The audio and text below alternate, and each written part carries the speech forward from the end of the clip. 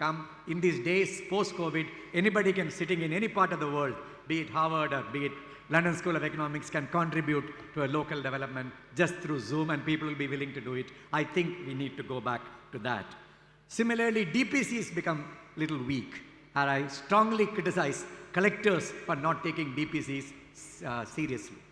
I found collectors, and most of the collectors never attend DPC, or even if they attend it for a few hours. I think government should take it very seriously. Collectors' constitutional responsibility is DPC. All others are other statutory and executive committees. But somehow, I don't know the reason, I don't want to speculate on that. Then convergence is again very important with the state plan, particularly MGNREGS.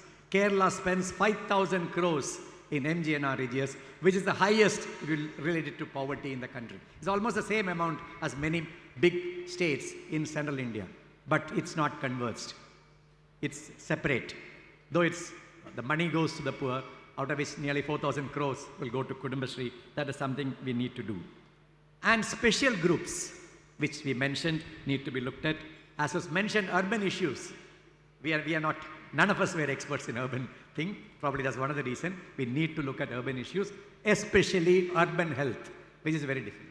Urban infrastructure, Kerala has a rural-urban continuum, but urban health is something which requires special attention, particularly in the days of non-communicable diseases. Of course, we needs no repetition that you need a 5-year plan, you need a district plan. But something which every Keralite should hang his or her, I would say his head, not her head, is that we have failed miserably in tribal development. I can point out to tribal development failures every day, everywhere. It's shocking. Kerala allocates the highest tribal sub-plan funds related to population, but it has been a washout, and tribes probably are becoming poorer than they were before, or at least the gap is dividing. Every one of us, it's a small number, 1.4%, we need to look at it. Same thing with traditional fisherfolk. Situation is not bad, and it's probably worse than tribals as revealed by data. Then we need to learn, I can give a list of 2 things. How Rajasthan takes care of orphan children. We don't have a program in Kerala. That is something which local governments can look at to take care of orphan children.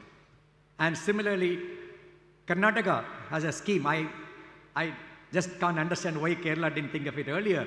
A braille library run by panchayats for persons with visual disabilities. So 2-3 examples where we can do something for the poorest of the poor.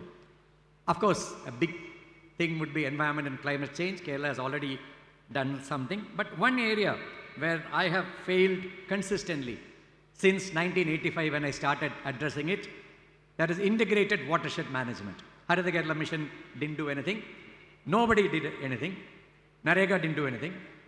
Thousands of instructions go, but we have not done even one square.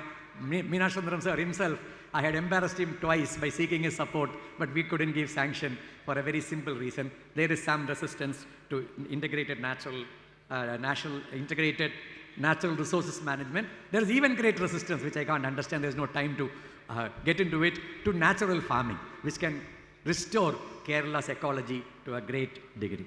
And also, what I can't understand is some kind of reservation against sustainable development goals.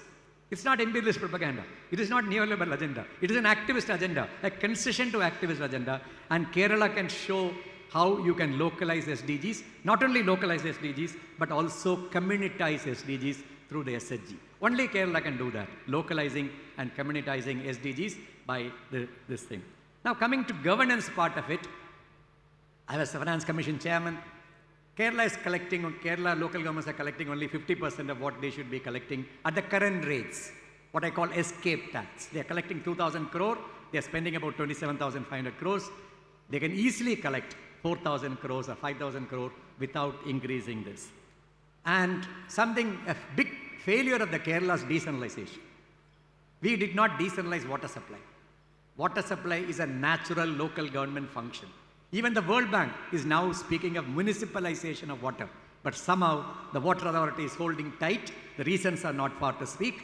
And similarly, street lights, the simplest thing, it is not with local governments. These are aberrations to Kerala's decentralization, which at this part of time we need to look at. Same thing with staffing. Kerala has devolved the most number of staff, but there are certain aberrations. For want of time, I cannot get into it. For example, the Gram Panchayat Secretary and the Block Panchayat Secretary are of the same grade. It's atrocious. It can't be. Just can't be. If we look at any thing, it can't be. So these kind of small aberrations need to be. And extension officers. The strength of rural development anywhere in the country is its extension. But now we have got rid of extension officers. Very, very surprising. That again probably needs a relook. And another big thing is social accountability. We have silent social accountability. We have silent social audit, but not formal social audit. Kerala is the best place with Kudumbashree and its literate population to do social accountability measures, not just social audit. A bouquet of measures is very much there. Probably we would require a comprehensive social accountability and service delivery law, which is promised in the manifesto of the LDF, which can be operationalized without much difficulty, including SC/ST development law, which would be linked to this accountability law. And I heard even Dr. Thomas Isaac say, when 25 years were being celebrated, that corruption seems to be on the uptick. It's not very dramatic, it's the lowest in the country, but it's more than comfort level. And the last point is, there should be an audit commission as part of the accountability, which can take Kerala's, which be an international model. We had the Ombudsman for local governments, appellate tribunal. Similarly, an audit commission for local governments will take us far. What is now required is the mid-90s kind of political will. Whatever we say decentralization is political, bureaucrats can only take it forward. So that 90s kind of political will, if it is there, the dream of Manishankar sir and Dr. Isaac of taking Kerala's decentralization to the next step. I conceptualize Nava Kerala as a compassionate state beyond a welfare state, where you go to the doorsteps of the citizen, discriminate the needs of citizens, and provide services as required in the Gandhian sense of the poorest and weakest first. One more point, when we started decentralization, there was ideological criticism. And it was said, you are rolling back the state, you are a World Bank agent. And the answer we gave was, we are rolling forward the states to the doorsteps of the citizen. This is the time to realize it. Thank you very much. Thank you, sir. Dr. Y.R. Reddy is an Indian Administrative Service Officer with an illustrative career spanning 35 years, known for his exceptional contribution in both State of Kerala and Government of India. His final role was Director General of National Institute of Rural Development and Panchayati Raj. He played a pivotal role in introducing transformative and innovative interventions. Dr. Reddy's extensive experiences and visionary leadership have significantly impacted in the field of rural development and governance in India. It's my honor to invite you, sir. Thank you. Good morning to all. Bahamanapeta LSGD Minister, Matavedilirikina Visista Vektigale, dear friends. First of all, let me congratulate the Kerala leadership. Of course, that includes the leadership of the local governments, district panchayat, block panchayats, gram panchayats. And more importantly, the people of Kerala, for making a major change in the decentralized governance. Of course, the People's Planning Campaign was a major instrument in creating that new ecosystem for people's participatory development. I was lucky to have been the collector during that time. എനിക്ക് ഇന്നും ഓർമ്മയുണ്ട്, Dr. Thomas Isaac, Mr. Vijayanand assembled the collectors at Thrissur Ramanilayam to initially start the dialogue how to rope in the district administration for facilitating the People's Planning Campaign. And of course, we had great experience, great working with the local governments as district collectors at Kannur in doing the participatory rural appraisal techniques and coming up with the plans. and participating the plan development, the development plans in the seminars, road development plan seminars at Palakkad, and the actual formulation of the projects, sitting with this voluntary technical core and the Gram Panchayat leadership members and formulating the projects and then getting into execution at Kannur in different positions. I think we in Kerala are looking at breaking a new ground by creating a prosperous, self-sufficient, environmentally sustainable, clean, healthy and happy Kerala. Ultimate element is the happiness. Happiness need not come from wealth. There are so many other elements which we need to look at. Of course, we are very proud of our social development indicators for various reasons. We need not be complacent telling that it has all happened post-independence.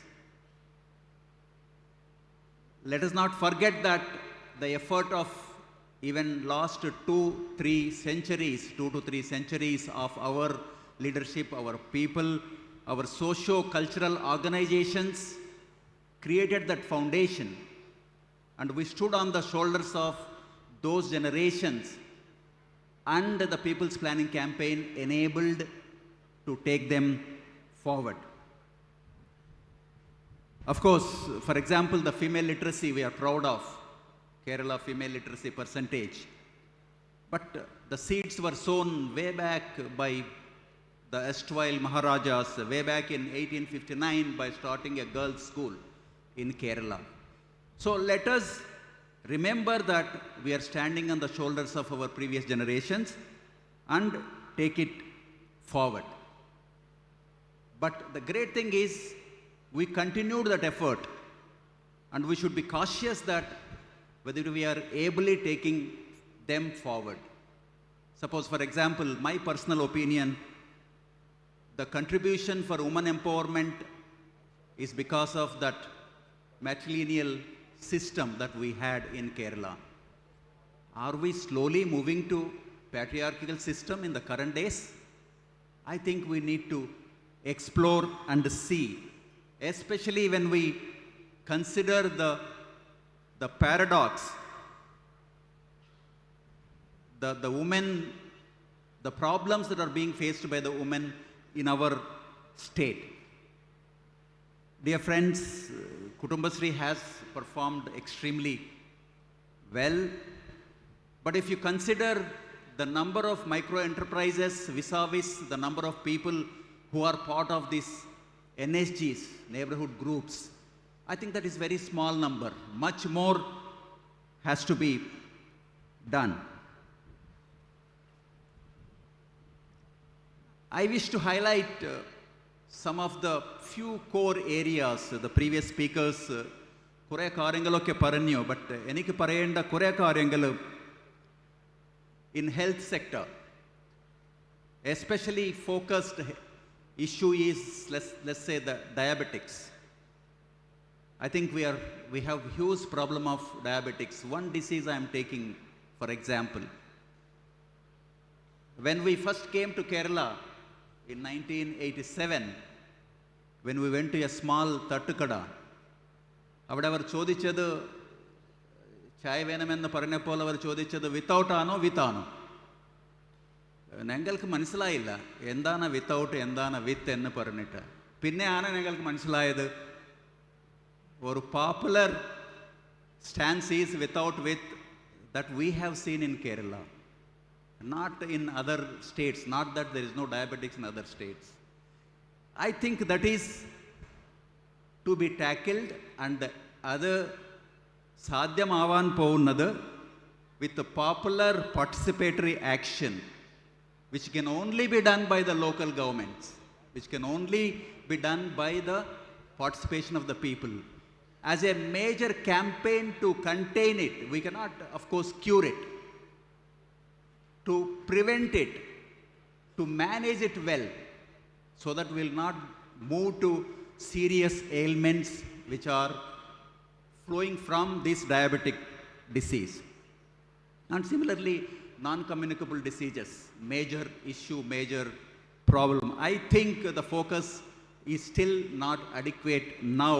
The local governments have to make it their priority. And the out-of-pocket expenses in Kerala. നമ്മളൊക്കെ പറയും health vice നമ്മൾ മുമ്പിലാണ് എന്നൊക്കെ പറഞ്ഞിട്ട്, but എത്ര ചിലവാക്കിയിട്ടാണ് ആ health നമ്മൾ maintain ചെയ്യുന്നത്? അതിനുവേണ്ടി എത്ര വേണ്ടി വരുന്നു? അതാണ് പറയുന്നത് out of pocket expenses, huge expenditure. That itself is robbing of the people's wealth. Can we do something? Can we contain it? Can we reduce it? By various preventive measures, it is possible to do that. Of course, conservation of natural resources, water conservation, scientific land use adaptation to lower the load on the Mother Earth. The real estate development, I am not against real estate housing, but the amount of unplanned real estate development, the amount of craze for isolated multi-story complexes, and I think we have limited land resource. We should think in a different way how to create housing for everybody, decent, reasonable housing, not palatial houses, buildings on one side and then small huts on the other side. I think there is introspection required, change of approach that is required. We have shown the way for eco-friendly construction. എവിടെ പറഞ്ഞാലും കേരളത്തിൻ്റെ Larry Baker technologies ആണ് ഉപയോഗിക്കുന്നത്. ഞാനും ഹൈദരാബാദിലെ ഒരു വീട് ഉണ്ടാക്കിയിട്ടുണ്ട് using Larry Baker technologies. I am very proud of that, very happy about that. And we have created wonderful building at NIRD as a DC Bangla, which has taken some momentum in adopting these technologies. Many people keep asking me, how can we go about in these structures? But why it is not picking up in Kerala?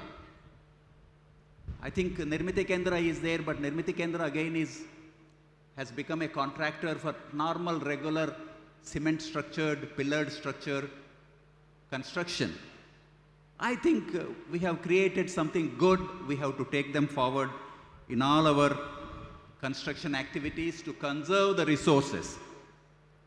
Conservation of the rivers. Last time when I came, I was looking at Karamana River. Karamana River, you cannot walk along the river, on the sides of the river. But whereas in other places, some rivers have been beautifully developed, beautifully decorated, and it is a site for tourism, all these rivers. Can we do something in that? The local governments have a role in that. How to enhance the resource use efficiency? എപ്പോൾ നോക്കിയാലും എത്ര fund വരുന്നോ government of ഇന്ത്യയിൽ നിന്ന്, state ഗവൺമെൻറ്റിൽ നിന്ന് മാത്രം നോക്കാതെ നമുക്ക് വരുന്ന ഈ റിസോഴ്സസിന് എങ്ങനെ എഫക്റ്റീവായിട്ട് മാക്സിമം യൂസ് ആയിട്ട് റിസോഴ്സ് യൂസ് എഫിഷ്യൻസി കൊണ്ട് നമുക്ക് ചെയ്യാൻ പറ്റും. ഓരോ റുപ്പി ചിലവാക്കുന്നത് നമുക്ക് എത്ര റിട്ടേൺ തരുന്നുണ്ട്? Return need not be in rupee terms. Social benefit also can be calculated. Are we doing that? The more funds. But I think that stance should change. Every rupee what we spend should earn in terms of financial, in terms of even social benefit which can be quantified. Of course, the aging issue, aging population is a boon or bane. How effectively we convert that as boon, I think, will decide our future of this government. But have we equipped, for all these things, have we equipped the local governments effectively? Of course, I appreciate Kerala for taking the initiative to transfer large number of human resource from the state government departments and all, but we succeeded only partially. I think time has come to think out of box. How can we hand over these resources? Let's suppose take minor irrigation. Panchayat ഇല്ലാതെ എന്താ minor irrigation നമ്മളെ കേരളത്തിൽ ഉള്ളത്? എല്ലാം പഞ്ചായത്തിൻ്റെ അധീനത്തിൽ തന്നെയാണ് ഉള്ളത്. So why not we enable these human resources be made available for the local governments One more and minute. make it possible. And last, the integrated land use development is the necessity of the day. Of course, land is under revenue and Panchayat is supposed to take care of land development, but there is no integration. There is a need for transferring lots of powers of revenue to the Panchayats so that they can think of integrated land use developments. Dear friends, this is the greatest momentum we have brought up to this, and much more need to be done. Think out of box and make it happen. We are all here with you. We can only facilitate. Ultimately, you have to take this forward. You, the people of Kerala, have to take it forward. I wish you all the best. Thank you very much. Thank you, sir. Sri Sunil Kumar is a distinguished Indian Administrative Service officer who has held several responsibilities in Government of India. He has shown remarkable contribution. Thank you, sir. Honorable Minister Shri M.B. Rajesh, Government of Kerala, Honorable Shri Manishankar Iyer ji, Honorable Dr. Thomas Isaac, other dignitaries on the dais, and all members present here. First of all, let me begin by endorsing the points that have been made by different speakers. All of them remain valid, and if we look at where local government has reached, both in the panchayats as well as in the urban areas, then we'll find that there are state-wise variations. And that is natural because local government is a state subject. The Constitution amendment provided the broad framework, but then the working, the changes in the acts and rules, the different government orders that are being issued in different states from time to time, all of these contribute to the health of local government in different parts of the country. There's no denying that Kerala is the #1 state. It has a lot that to be proud of and lot that others can learn. And a good beginning or a good trend in recent years has been that you have panchayat functionaries from different parts of the country coming and seeing the actual working of panchayats for themselves. That I think, say, if a panchayat sarpanch from Jammu and Kashmir or Bihar or UP comes and sees what is happening in Kerala, Karnataka or Maharashtra, then he is going back with a different outlook. Normally, especially in the northern states,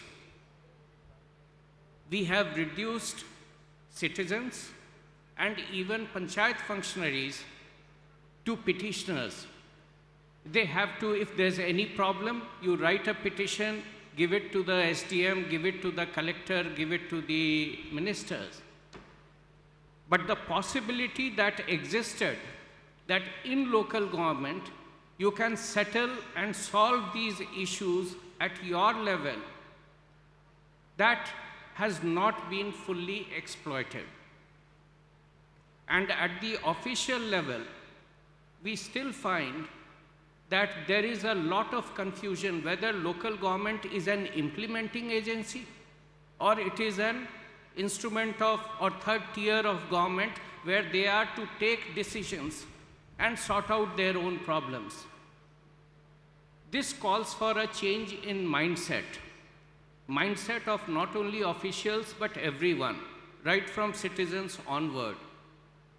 We have been sort of born and brought up in the sort of environment where we feel that if we have any problem, then submitting petitions is the only answer, is the only thing that you can do. The real test of strong local government would be, or the strength of local government would be, when we begin to find solutions to our problems ourselves. And the role of government officials, whether at center or states, should or changes into that of facilitators, where we facilitate a local government to find solutions to its problems. We tell them the ways and means through which that can be done. A lot has been said about different issues. To my mind, 2-3 things that I would like to highlight in the short time possible. There was also this issue that Kerala aspires to become the first digitally literate state in the country. A very natural and very laudable aspiration. We also understand that data is the new gold mine. Now, who will own this data? All data is being generated from local government level. Will local government have any say in the way in which this data will be monetized, in the way in this data will be made available to different stakeholders? And if some revenue is earned in that, this is also an issue that needs serious examination. Right now, all data is concentrated or is kept at the state or Government of India level, ministry level. And we are sitting on a mine of data. We don't know what to do with it. We don't make it available to anyone for our own fears, whether real or imagined, that we don't know what this data will reveal. If you look at the amount of data that we have, whether relating to Manrega, whether relating to local self-government, because all payments are now being made through e-Gram Swaraj portal using PFMS, all this digital data is available. And I'm sure if serious work is done, there will be a lot of learning, lot of micro-level sort of analytics that can happen and that can be extremely useful for all stakeholders. The second point is, when we are designing these portals, how are we designing it? Is it designed with the ministry's goal kept foremost? Or is it designed with the aim to enable local government functionaries to use that data to improve their functioning, to provide better services to their citizens?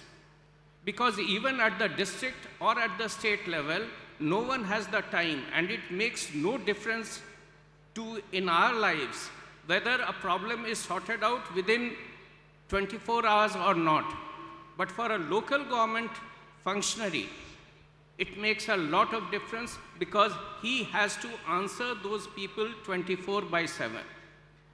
The second issue is the relationship between this department, because since independence, if there's any problem, we create a new department and a new ministry. And then there is a head of department and then district level functionaries. And we feel collector is the panacea for all ills. That has long outlived its utility. It is high time that if real solutions are to be found, we need to strengthen local government. No one would be doing a favor to anyone. It is the need of the time. We cannot, in my limited understanding, we cannot become a developed country if we have very weak local government, whether in rural or urban areas. And the example of Belgium, which Mr. Manishankar Iyer gave in his speech, that is something which we need to learn, which we need to study and adopt. That is the future, not winning, sort of at the state level or central level. So that is another point which is extremely important. Data, how IT technology would be used, who will own the data, will local government have a say in how data is sort of managed? That is extremely important. And third is rural spatial planning. The movement towards urbanization is irrevocable. Right now, unorganized, haphazard urbanization is taking place. And then we are responding to that. We are reacting to that with incremental improvements, incremental changes. But if basic sort of improvement has to happen in rural areas in the way in which habitat is organized, then we'll have to use technology and go in for spatial planning and maybe reimagine, redevelop rural areas. Along with other administrative and other issues that have been highlighted, I think we need to take a fresh look. We cannot become a prisoners of the past. We need to have an eye on the future and ask for ourselves, what would we like our village or our city to look like 10 years from now or 5 years from now, instead of always responding and reacting to something that has already happened. Thank you.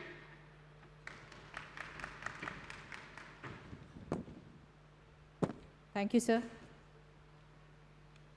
I would like to invite Dr. Jiju P. Alex, who is currently a member of Kerala State Planning Board. Formerly, he was the Director of Extension, Kerala Agriculture University.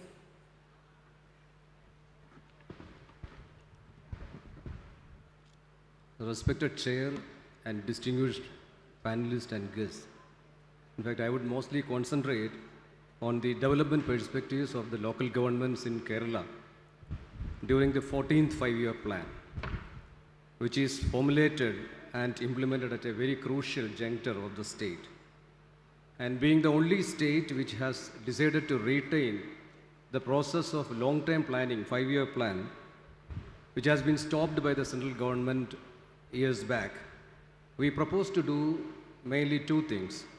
First, to sustain and take forward the model of redistributive and equitable development and take the local government into every doorstep of the Grama Panchayats and urban local bodies for efficient delivery of services and robust economic growth. And secondly, transform the local governments as the fulcrum of local development to support and complement the attempts of the government of Kerala to build and enhance economic development and to build a knowledge economy. I think we would like to have a close look at the devolution of funds, particularly done in Kerala. So we have progressively enhanced the funds devoted to local governments. We have the general purpose fund of 4% of the state's own tax revenue. Maintenance funds for assets is 4% of the state owns tax revenue. Maintenance funds for road again is 2%. And the development fund is progressively increasing, and right now it is 27.2% of the state plan outlay. In fact, the 6th Finance Commission, led by Sri S.M. Vijayanand, had suggested that over a period of time, this devolution has to be increased to 30%. And we are closely following that, even we are ardently following that objective. From 2016 to 17 to 2023-24, we have enhanced this devolution from 22.9% to 27.2%. And there is a big issue which we currently face. In fact, the gross plan of the state and the proportion of funds availed by the local governments is a whopping 42.3%. And gross plan is nothing but the state share of the centrally sponsored schemes and the development grants. And it is higher than any other state, and it is a great sum of 42.3%. In fact, we have also tried to give some mandatory provisions and mandatory ceilings for the local governments. And we insist that there has to be 30% of these funds have to be implemented in the productive sector, and we earmark 20% of the plan funds for the priority sector of the state government in housing, 10% for the women component plan, 5% for the children and the differently abled and transgenders, and 5% for the aged.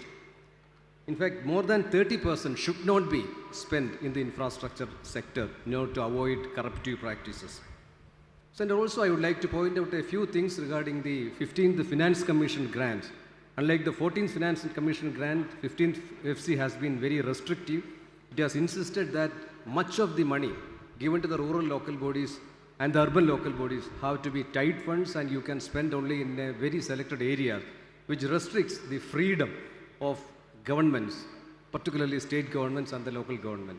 We do not have any other way than to spend this money in selected sectors which are not required, basically, sometimes which are not required, which is a priority sector of the government. So these restrictive practices have curtailed the freedom of state governments and the local governments to invest in areas which require more attention. And in the 14th five-year plan, other than whatever has been mentioned by various speakers previous to me, we have insisted that the local bodies should concentrate on two important things. First of all, it has to become, as I said earlier, the fulcrum of local economic development. It has to create employment as much as possible. It has to concentrate on small-scale enterprises, particularly in the aftermath of the floods and the COVID. Kerala is striving to get back to the economic growth trajectory, which is very important, and local bodies are supposed to complement this process. So in fact, we also have insisted that the local bodies in the 14th five-year plan should concentrate on rapid urbanization, sustainable development goals, geriatric care, master plans for urban centers, waste management, enhancement of the efficiency of service delivery, and also integrate science and technology, make use of the higher education institutions and research organizations in the state to get solutions for the local governments. So, and also we have to see that these initiatives should necessarily foster innovations and entrepreneurship development in all sectors, including waste management. So in fact, Kerala is surging forward to a new model of economic development which is going to be assisted by science and technology. As envisioned in the 14th plan, Kerala is surging forward to have a knowledge economy, particularly based on its strengths, and local bodies are going to support this process of economic development and also combining various other thrust areas which the speakers have pointed out. I thank the government for having given me this opportunity. Thank you so much. Thank you, sir. Next, I would like to invite Dr. C. George Thomas, who is currently the chairman of State Biodiversity Board.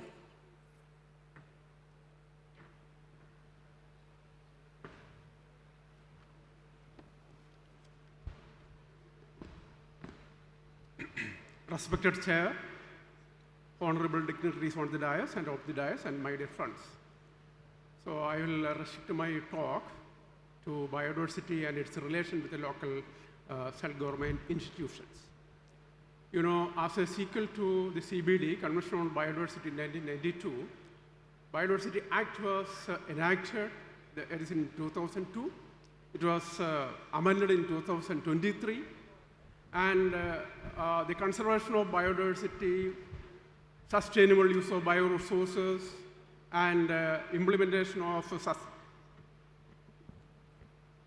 fair and equitable sharing of the profits garnered out of the utilization of bioresources. These three are the major functions, and these are to be implemented through a three-tier structure at the national level, National Biodiversity Authority, at the state level, State Biodiversity Board, and what will happen to the grassroots level. So the grassroots level, the functions of Biodiversity Act and CBD has to be implemented through local self-government institution, and we use the term Biodiversity Management Committee. Biodiversity Management Committee is none other than this local self-government institution at the Gram Panchayat level, block level, and also district level. So these corporation-wise biodiversity management committees are also there now. And the first thing which we ventured was People's Biodiversity Register. So the State Biodiversity Board was established in 2005. So we have already completed 18 years. And during this period, we were able to chalk out, or we were able to prepare biodiversity, People's Biodiversity Register in all the LSGD institutions. So we have already prepared 1,734, including 941 Gram Panchayat level People's Biodiversity. That is a great achievement, and in 2019 we declared that we have completed this process. And there's a model for other states also. ഇപ്പോൾ നമ്മൾ ചെയ്തുകൊണ്ടിരിക്കുന്നത് അതിൻ്റെ അപ്ഡേഷനാണ്. So it was completed in 2019, and we know that what happened in 2018, the floods and so on. Now the process is the updation of biodiversity register with the help of, again, Gram Panchayat and block Panchayat institutions, and we have already begun.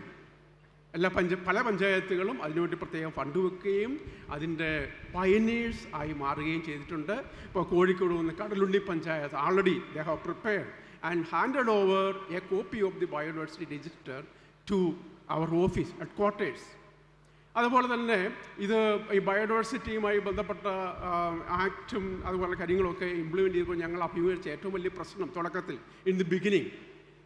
So people are not aware about the importance of biodiversity. Probably, you know, CBD-യിൽ in 1992 Earth സമ്മിറ്റിൽ 3 ഉടമ്പടികളാണ് വെച്ചത് നിങ്ങൾക്കറിയാം. One is UNFCCC, United Nations framework convention on climate change, CBD, convention on biodiversity, and one on desertification. ഈ UNFCCC ഒരുപക്ഷെ ജനങ്ങൾ കൂടുതലായിട്ട് മനസ്സിലാക്കിയിട്ടുണ്ട്. And it's COP, COP27. അതാണ് കഴിഞ്ഞ വർഷം കഴിഞ്ഞെന്നൊക്കെ നിങ്ങൾക്കറിയാം. അടുത്തത് COP 28 ദുബായിൽ വരുന്നു. ഇതേപോലൊരു COP ബയോഡൈവേഴ്സിറ്റിക്കുണ്ട്. അത് മറ്റേ ക്ലൈമറ്റ് ചേഞ്ചുമായി ബന്ധപ്പെട്ട COP മാത്രമേ അത്ര പോപ്പുലർ അല്ല. I don't know why. And this COP related to biodiversity happens once in 2 years.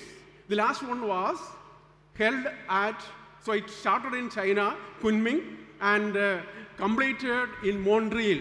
That's why it is called Kunming-Montreal Global Biodiversity Framework. It's something like a Paris Convention, Paris Agreement.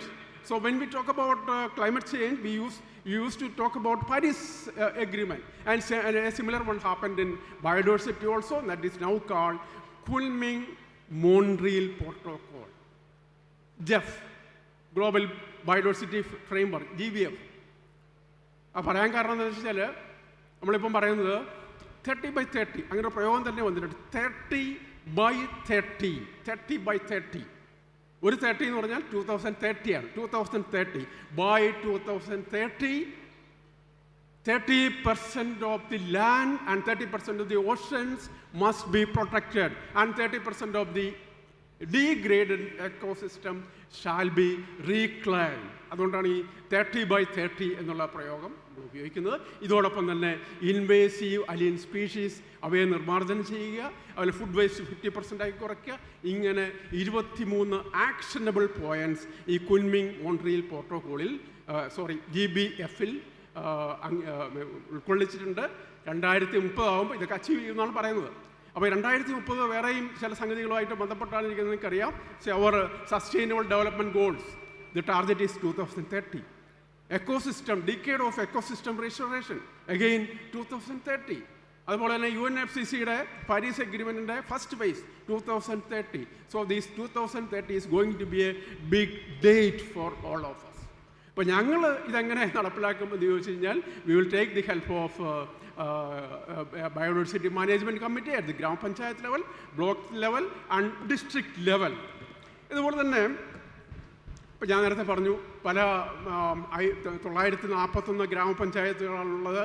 എല്ലാ ഗ്രാമപഞ്ചായത്തുകളെയും ഒരേപോലെ നമുക്ക് capacity build ചെയ്യാനൊന്നും പറ്റിയിട്ടില്ല, ശാക്തീകരിക്കാനൊന്നും പറ്റിയിട്ടില്ല. But there are certain ഗ്രാമപഞ്ചായത്ത് who are doing excellent work in biodiversity conservation. ഒന്ന് രണ്ട് കാര്യങ്ങൾ എനിക്ക് പറയാതിരിക്കാൻ നിവൃത്തിയില്ല, കാരണം ഇതിൽ കാസർഗോഡ് ജില്ലാ പഞ്ചായത്ത് അവരുടെ എന്താണ് പറയുക, ഒരു ഫ്ലവർ, കാസർഗോഡ് ജില്ലാ ഫ്ലവർ ഡിക്ലെയർ ചെയ്തു, പെരിയ പോളത്താളി എന്നുള്ള സംഗതിയാണ്.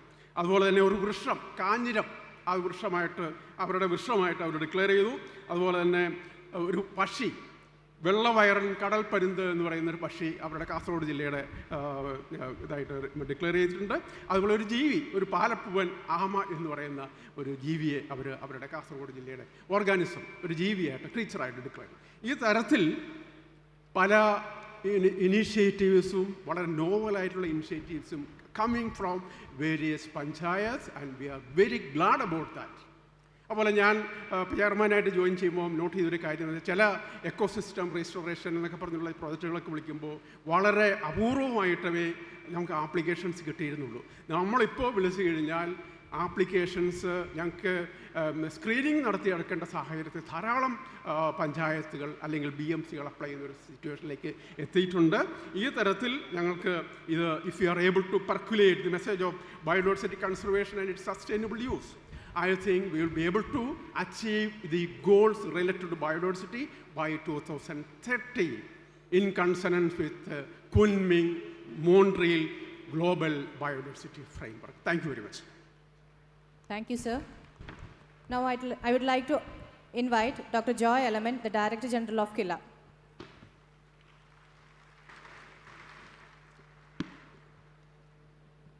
Respected dignitaries, friends and fellow travelers,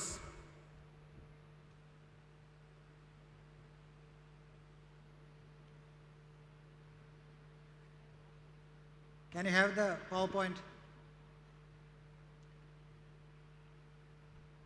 So I will just straight away go to the part which is yet to be covered. It is about capacity development. And in fact, when we are discussing about the preconditions for decentralization, capacity development becomes one of the key things. And for People's Plan campaign in Kerala, it's about fiscal devolution campaign and the pressure created from below through the campaign. But then we are all talking about People's Plan campaign being the fulcrum for developing strategies and actions for participatory planning. But I would say that major contribution of the People's Plan campaign is about the system, the way in which the capacities have been created, which has not been talked about much. The whole campaign is all about developing capacities. Next.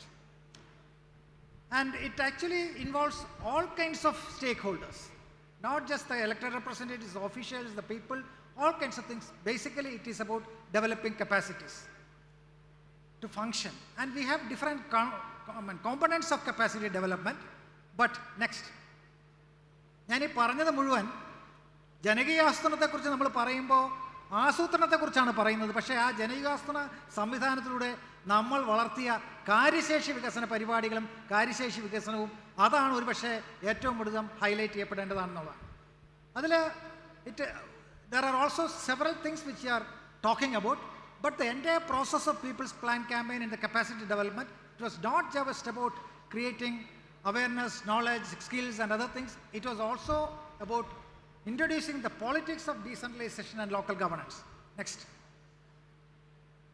And as I said, if you are talking about the capacity development, we are talking about multiple actors, various levels, national, state, local governments, officials and elected representatives and the civil society, which means it is about a wide range of actors which we are actually approaching. Next. But then, let's be very clear, Rome was not built in a day. It's history which we need to study, and it starts from all other things, especially the land reforms and the relations and the literacy movement, many others which have contributed to where we are now. And this capacity is built on these aspects. Next. So we will say the 4 stages basically. One is the campaign, then the transition, then the institutionalization, and towards the Nava Kerala. Next. Campaign, next. Many of you know this. This is the kind of system of, or the methodology for capacity development, such a massive scale was built here. Now it is actually being spread across the country and world, where this phase-wise, cascading, sector-wise training, handbooks, and all kinds of terminologies which we use now were all contributions of the People's Plan campaign started in Kerala. Next. Finally to the Panchayat campaign also. But so what I say is that this whole People's Plan campaign developed an innovative model for massive capacity development through cascading, phase-wise and decentralized training system. Next. And the transition.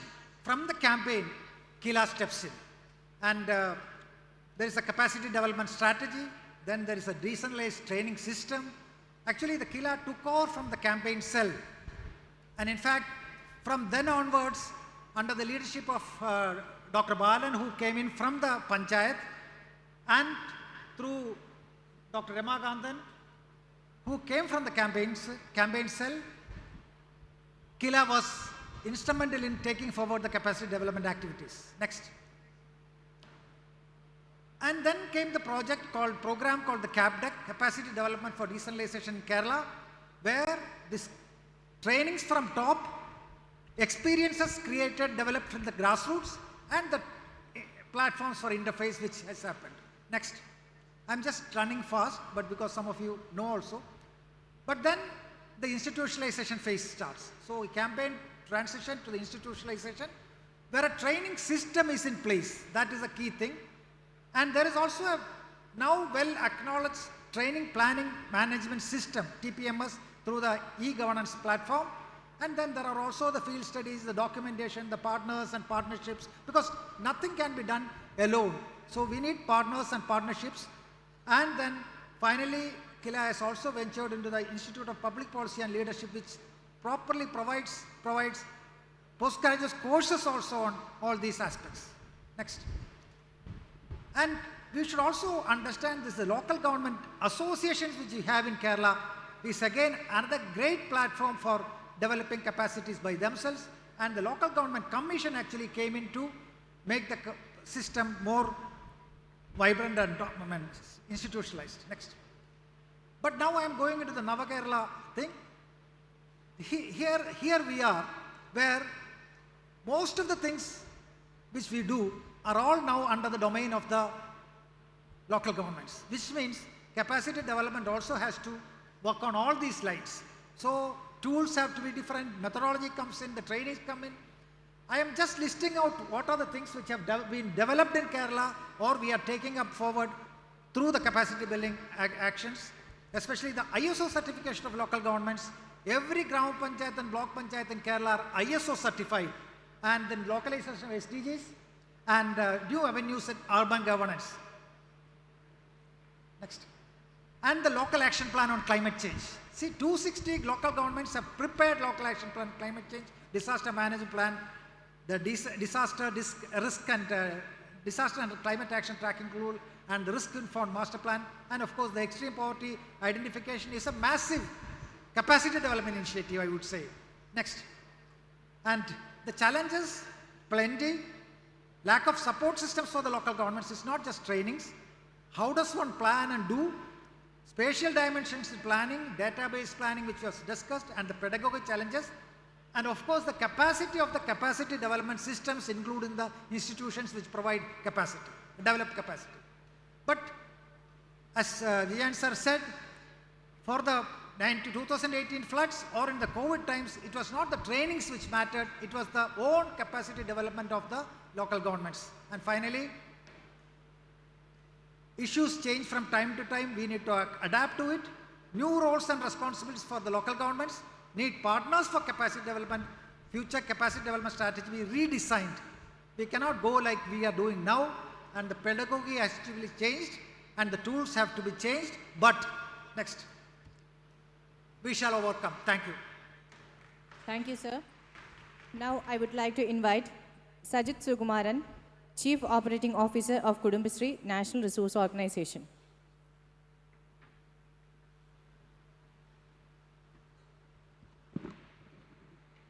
Honorable Minister and dignitaries, dear friends, I'm going to talk about Kudumbashree and the local governments. Kudumbashree, as all of us know, is an organization, a network of 46 lakh women organized in more than 3 lakh self-help groups. It is definitely not the largest women's movement in the country, as many people sometimes wrongly say, but it's probably very different from other similar institutions that have developed across the country over the last 10, 12 years, and probably unique also. And this uniqueness of Kudumbashree comes from its defining feature, which is the institutionalized convergence with the local governments.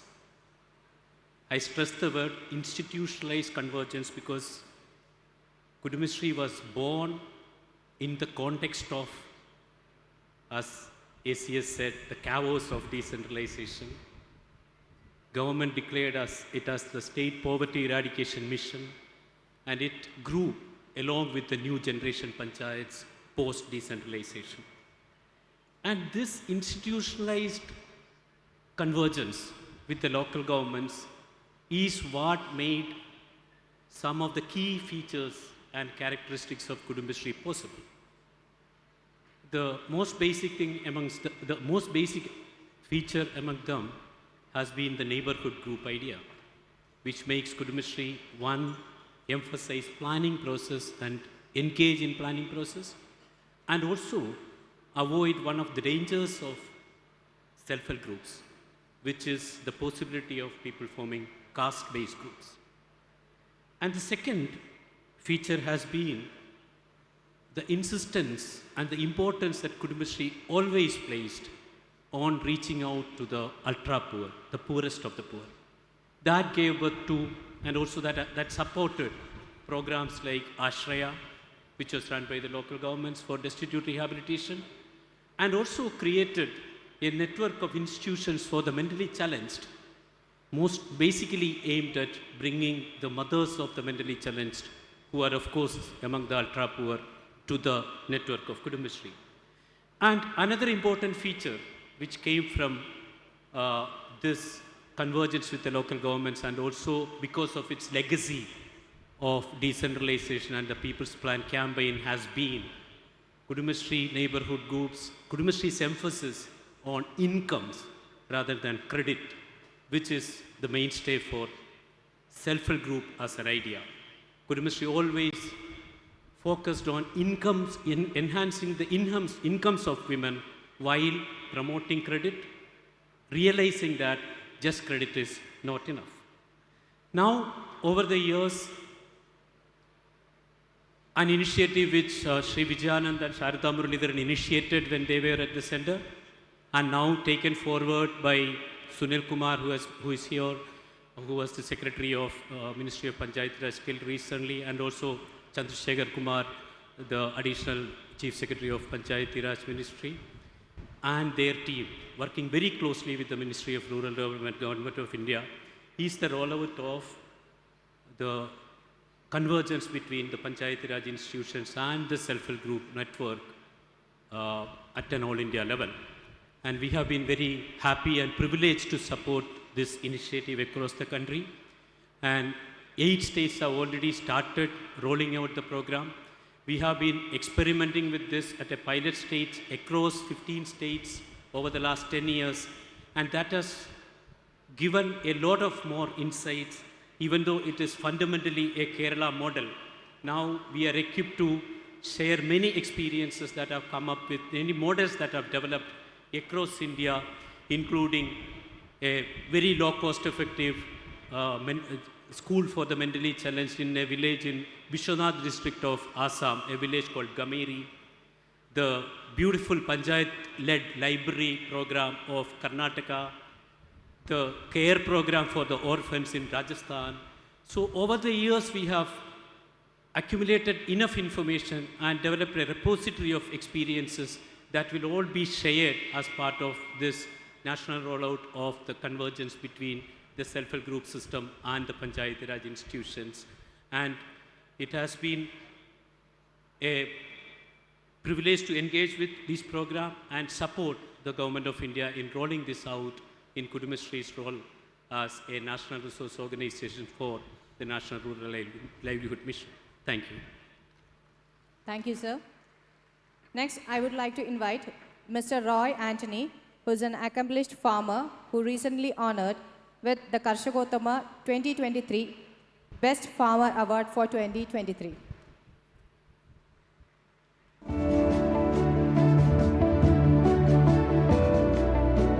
Wayanad കാനനക്കാഴ്ചകളുടെ കനകകിരീടം ചൂടുമ്പോഴും പ്രകൃതി ദുരന്തങ്ങളുടെയും വരൾച്ചയുടെയും വന്യജീവി ആക്രമണങ്ങളുടെയും പൊള്ളുന്ന യാഥാർത്ഥ്യങ്ങളാണ് ഇവിടുത്തെ കർഷകർക്ക് പറയാനുണ്ടായിരുന്നത്. വരൾച്ച കൊണ്ട് വേരറ്റുപോയ കൃഷിയുടെ ചരിത്രം തന്നെയായിരുന്നു മുള്ളംകൊല്ലി എന്ന ഗ്രാമത്തിൻ്റെതും. എന്നാൽ ബഹുവിള കൃഷിയുടെയും ഇടവിള കൃഷിയുടെയും അനന്ത സാധ്യതകൾ മനസ്സിലാക്കി മണ്ണിൻ്റെ മനസ്സറിഞ്ഞ് വിത്തുപാകി നൂറുമേനി വിജയം കൊയ്ത ഒരു കർഷകൻ ചരിത്രം തിരുത്തി എഴുതുകയാണ്. ഇത് റോയ് ആന്റണി എന്ന കർഷകന്റെ വിജയഗാഥ. പലപ്പോഴും വില തകർച്ച കൊണ്ട് പല കർഷകരും കൃഷി തന്നെ ഉപേക്ഷിക്കുന്ന കാലഘട്ടമുണ്ട്. അപ്പം അവിടെ നമ്മൾ തിരിച്ചറിയേണ്ടത് ഒരെണ്ണത്തിനെ മാത്രം ആശ്രയിക്കുന്ന കൃഷി രീതിയല്ല നമുക്കിനി മുന്നോട്ട് കൊണ്ടുപോകേണ്ടത്. എപ്പോഴും ഇടവിള കൃഷിയിലൂടെയാണ് നമ്മുടെ ചെലവുകൾ മീറ്റ് ചെയ്യാനുള്ള പണം നമ്മൾ കണ്ടെത്തേണ്ടത്. ഇടവിള കൃഷിയിൽ റബ്ബർ തോട്ടത്തിൽ പരീക്ഷിച്ച ഒരു പ്രത്യേക ഇനം കാപ്പി കൃഷി വലിയ വിജയമായതോടെ നാഷണൽ ഇന്നൊവേഷൻ ഫൗണ്ടേഷൻ റോയിയുടെ കൃഷിഭൂമി സന്ദർശിക്കുകയും കാപ്പിക്ക് ഒരു പേര് നിർദ്ദേശിക്കുകയും ചെയ്തു, റോയ്സ് സെലക്ഷൻ. അറബിക്ക ഇനത്തിൻ്റെ തന്നെ ഒരു വ്യത്യസ്തമായ ഇനമാണ് ഈ കിട്ടിയിരിക്കുന്നത്. ഇതിൻ്റെ ഒരു പ്രത്യേകത എന്താണെന്ന് വെച്ച് കഴിഞ്ഞാൽ, സാധാരണ അറബിക്ക മുഴുവൻ ഒരു 3-4 വർഷം കൊണ്ട് അതിനൊരു ഡിസീസ് വന്ന് നശിച്ചു പോകും, ലീഫ് റസ്റ്റ് എന്ന് പറഞ്ഞൊരു അസുഖം. എന്നാൽ ഇതിന് അത്തരത്തിലുള്ളൊരു ഡിസീസ് ഇല്ല എന്ന് മാത്രമല്ല, ഇപ്പോൾ ഏറെക്കുറെ ഒരു 14 വർഷത്തോളമായ നമ്മുടെ ഈ കാപ്പി ചെടികൾക്ക് യാതൊരു തരത്തിലുള്ള ഒരു മരുന്നോ മറ്റു കാര്യങ്ങളോ ഒന്നും ഉപയോഗിക്കേണ്ട ആവശ്യം തന്നെയില്ല. 30 മുതൽ 80% ഷെയ്ഡുള്ള സ്ഥലത്തേക്ക് നമുക്ക് ഉൽപ്പാദനം കിട്ടുന്നതാണ് ഈ റോയ്സ് സെലക്ഷൻ എന്ന ഈ കാപ്പിയുടെ പ്രത്യേകത.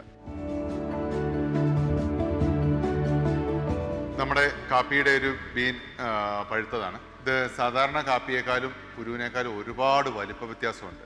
ഇത് AA സൈസ് ബീൻ എന്നാ പറയാം. ഏറ്റവും വലിപ്പം കൂടിയ ബീനുകളായിരിക്കും ഇതിൻ്റെ ഉള്ളിലത്തെ ബീനുകൾ വരുന്നത്. സാധാരണ കാപ്പിയേക്കാളും വിലയും ഒരുപാട് കൂടുതലായിട്ട് കിട്ടും. 1 ഏക്കറിൽ 1500 മുതൽ 1800 വരെ ഈ കാപ്പിച്ചെടികൾ നടാമെന്നിരിക്കെ കാപ്പിയിൽ നിന്നും മാത്രം വർഷത്തിൽ 2 ലക്ഷത്തിലധികം രൂപയുടെ സാമ്പത്തിക നേട്ടം കർഷകന് അധികമായി ലഭിക്കുന്നു എന്നത് വലിയ നേട്ടമാണ്. മറ്റ് കൃഷികൾ മാതളം ചെയ്തിട്ടുണ്ട്, ഓറഞ്ച് ചെയ്തിട്ടുണ്ട്, പപ്പായയുണ്ട്, പേരയ്ക്കയുണ്ട്, മുരിങ്ങ ചെയ്തിട്ടുണ്ട്, കാന്താരി ചെയ്തിട്ടുണ്ട്, മഞ്ഞൾ ചെയ്തിട്ടുണ്ട്, ചേമ്പ് ചെയ്തിട്ടുണ്ട്, കുരുമുളക് ചെയ്തിട്ടുണ്ട്. നെൽകൃഷി, തെങ്ങ്, കവുങ്ങ്, 4 തരം വാഴകൾ, കൊക്കോ, മാവ്, പ്ലാവ് എന്നിവയ്ക്കൊപ്പം റംബൂട്ടാൻ, അവക്കാഡോ, ഫുലാസാൻ, ലിച്ചി, പേര, ചാമ്പ, പാഷൻ ഫ്രൂട്ട്, പപ്പായ തുടങ്ങി ഫലവർഗ്ഗങ്ങളുടെ നീണ്ട നിരയാണ് ഇവിടെയുള്ളത്. ഇതിപ്പോൾ ഒരു കവുങ്ങിൻ്റെ തോട്ടമാണ്. കവുങ്ങ് ഒരുപാട് ഗ്യാപ്പ് വന്ന സ്ഥലത്ത് നോക്കിയിട്ട് ചേന നട്ടിട്ടുണ്ട്, കപ്പയിട്ടിട്ടുണ്ട്. അതിൻ്റെ കൂടെ തന്നെ ചോളം, പയറ്, ചേമ്പ്, ഇത്രയും സംഗതികൾ ഈ ഒരു പ്ലോട്ടിൽ തന്നെ നമ്മൾ ചെയ്തിട്ടുണ്ട്. മാംഗോസിൻ്റെ ഒരു പ്ലാന്റേഷനാണ് ഇവിടെ കൊണ്ടുവരുന്നത്. അതിനകത്ത് നമ്മൾ ഒരു ഷെയ്ഡിൻ്റെ സപ്പോർട്ട് കൊടുക്കാനായിട്ട് കവുങ്ങ് തൈ വെച്ചിട്ടുണ്ട്. കൂടാതെ കാപ്പിയുണ്ട്, കപ്പയിട്ടിട്ടുണ്ട്. ഇനി ഇടയ്ക്കൂടെ ഓരോ നേരം വാഴയും കൂടെ വെക്കാനുണ്ട്. ഇതിന് നമ്മൾ പൊതയിടാനായിട്ട് എടുത്തിരിക്കുന്നത് നമ്മുടെ തന്നെ കൊയറിൻ്റെ ഫാക്ടറിയിലുള്ള ഏറ്റവും ലാസ്റ്റ് വേസ്റ്റായിട്ട് വരുന്ന ഫൈബറിൻ്റെ ഒരു ബേബി ഫൈബർ എന്ന് പറഞ്ഞൊരു സംഗതിയുണ്ട്. അതാണ് ഇതിൻ്റെ കംപ്ലീറ്റ് ചോട്ടിൽ പൊതയിട്ട് കൊടുത്തിരിക്കുന്നത്. തൻ്റെ കൃഷിയിടത്തിൽ 1/2 ഏക്കർ വിസ്തൃതിയുള്ള ഒരു കുളവും അതിനോട് ചേർന്ന് മഴവെള്ള സംഭരണിയായി പ്രവർത്തിക്കുന്ന ഡാമും കൃഷിയിടത്തിനാവശ്യമായ ദശലക്ഷക്കണക്കിന് ലിറ്റർ വെള്ളം നൽകുന്നു. ബോർവെൽ റീചാർജിംഗ് നടത്തുന്ന അപൂർവം സ്ഥലങ്ങളിലൊന്നാണ് റോയിയുടെ കൃഷിയിടം. ഓർഗാനിക് ഫാമിങ്ങിൻ്റെ ഭാഗമായിട്ട് OWDC ആ മെത്തേഡാണ് ഫോളോ ചെയ്യുന്നത്.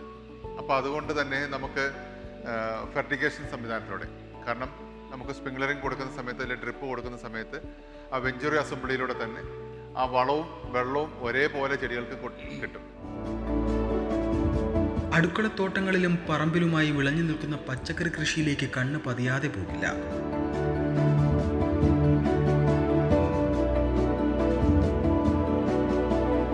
പശു, ആട്, കരിങ്കോഴി, മുട്ടക്കോഴി, താറാവ്, മുയൽ എന്നിവയ്ക്ക് പുറമെ ജോഡിക്ക് 6000 രൂപ വിപണി വിലയുള്ള കൊളംബിയൻ ബ്രഹ്മ എന്ന കോഴിയിനം വരെ ഇവിടെ വളരുന്നു.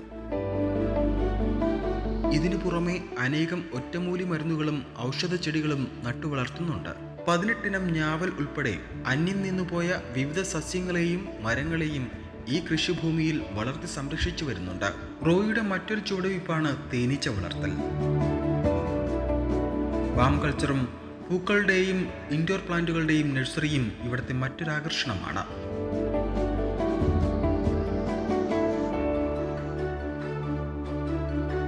ഊർജ സംരക്ഷണത്തിന്റെ ഭാഗമായി സോളാർ വാട്ടർ പമ്പാണ് ഉപയോഗിക്കുന്നത്. റോയി എന്ന കർഷകൻ ഇന്ന് ജനശ്രദ്ധ ആകർഷിക്കുന്നത് തന്റെ നഴ്സറിയിലൂടെയാണ്. ഇവിടെയും മുഖ്യ ആകർഷണം റോയി സെലക്ഷൻ കാപ്പിത്തൈകൾ തന്നെ.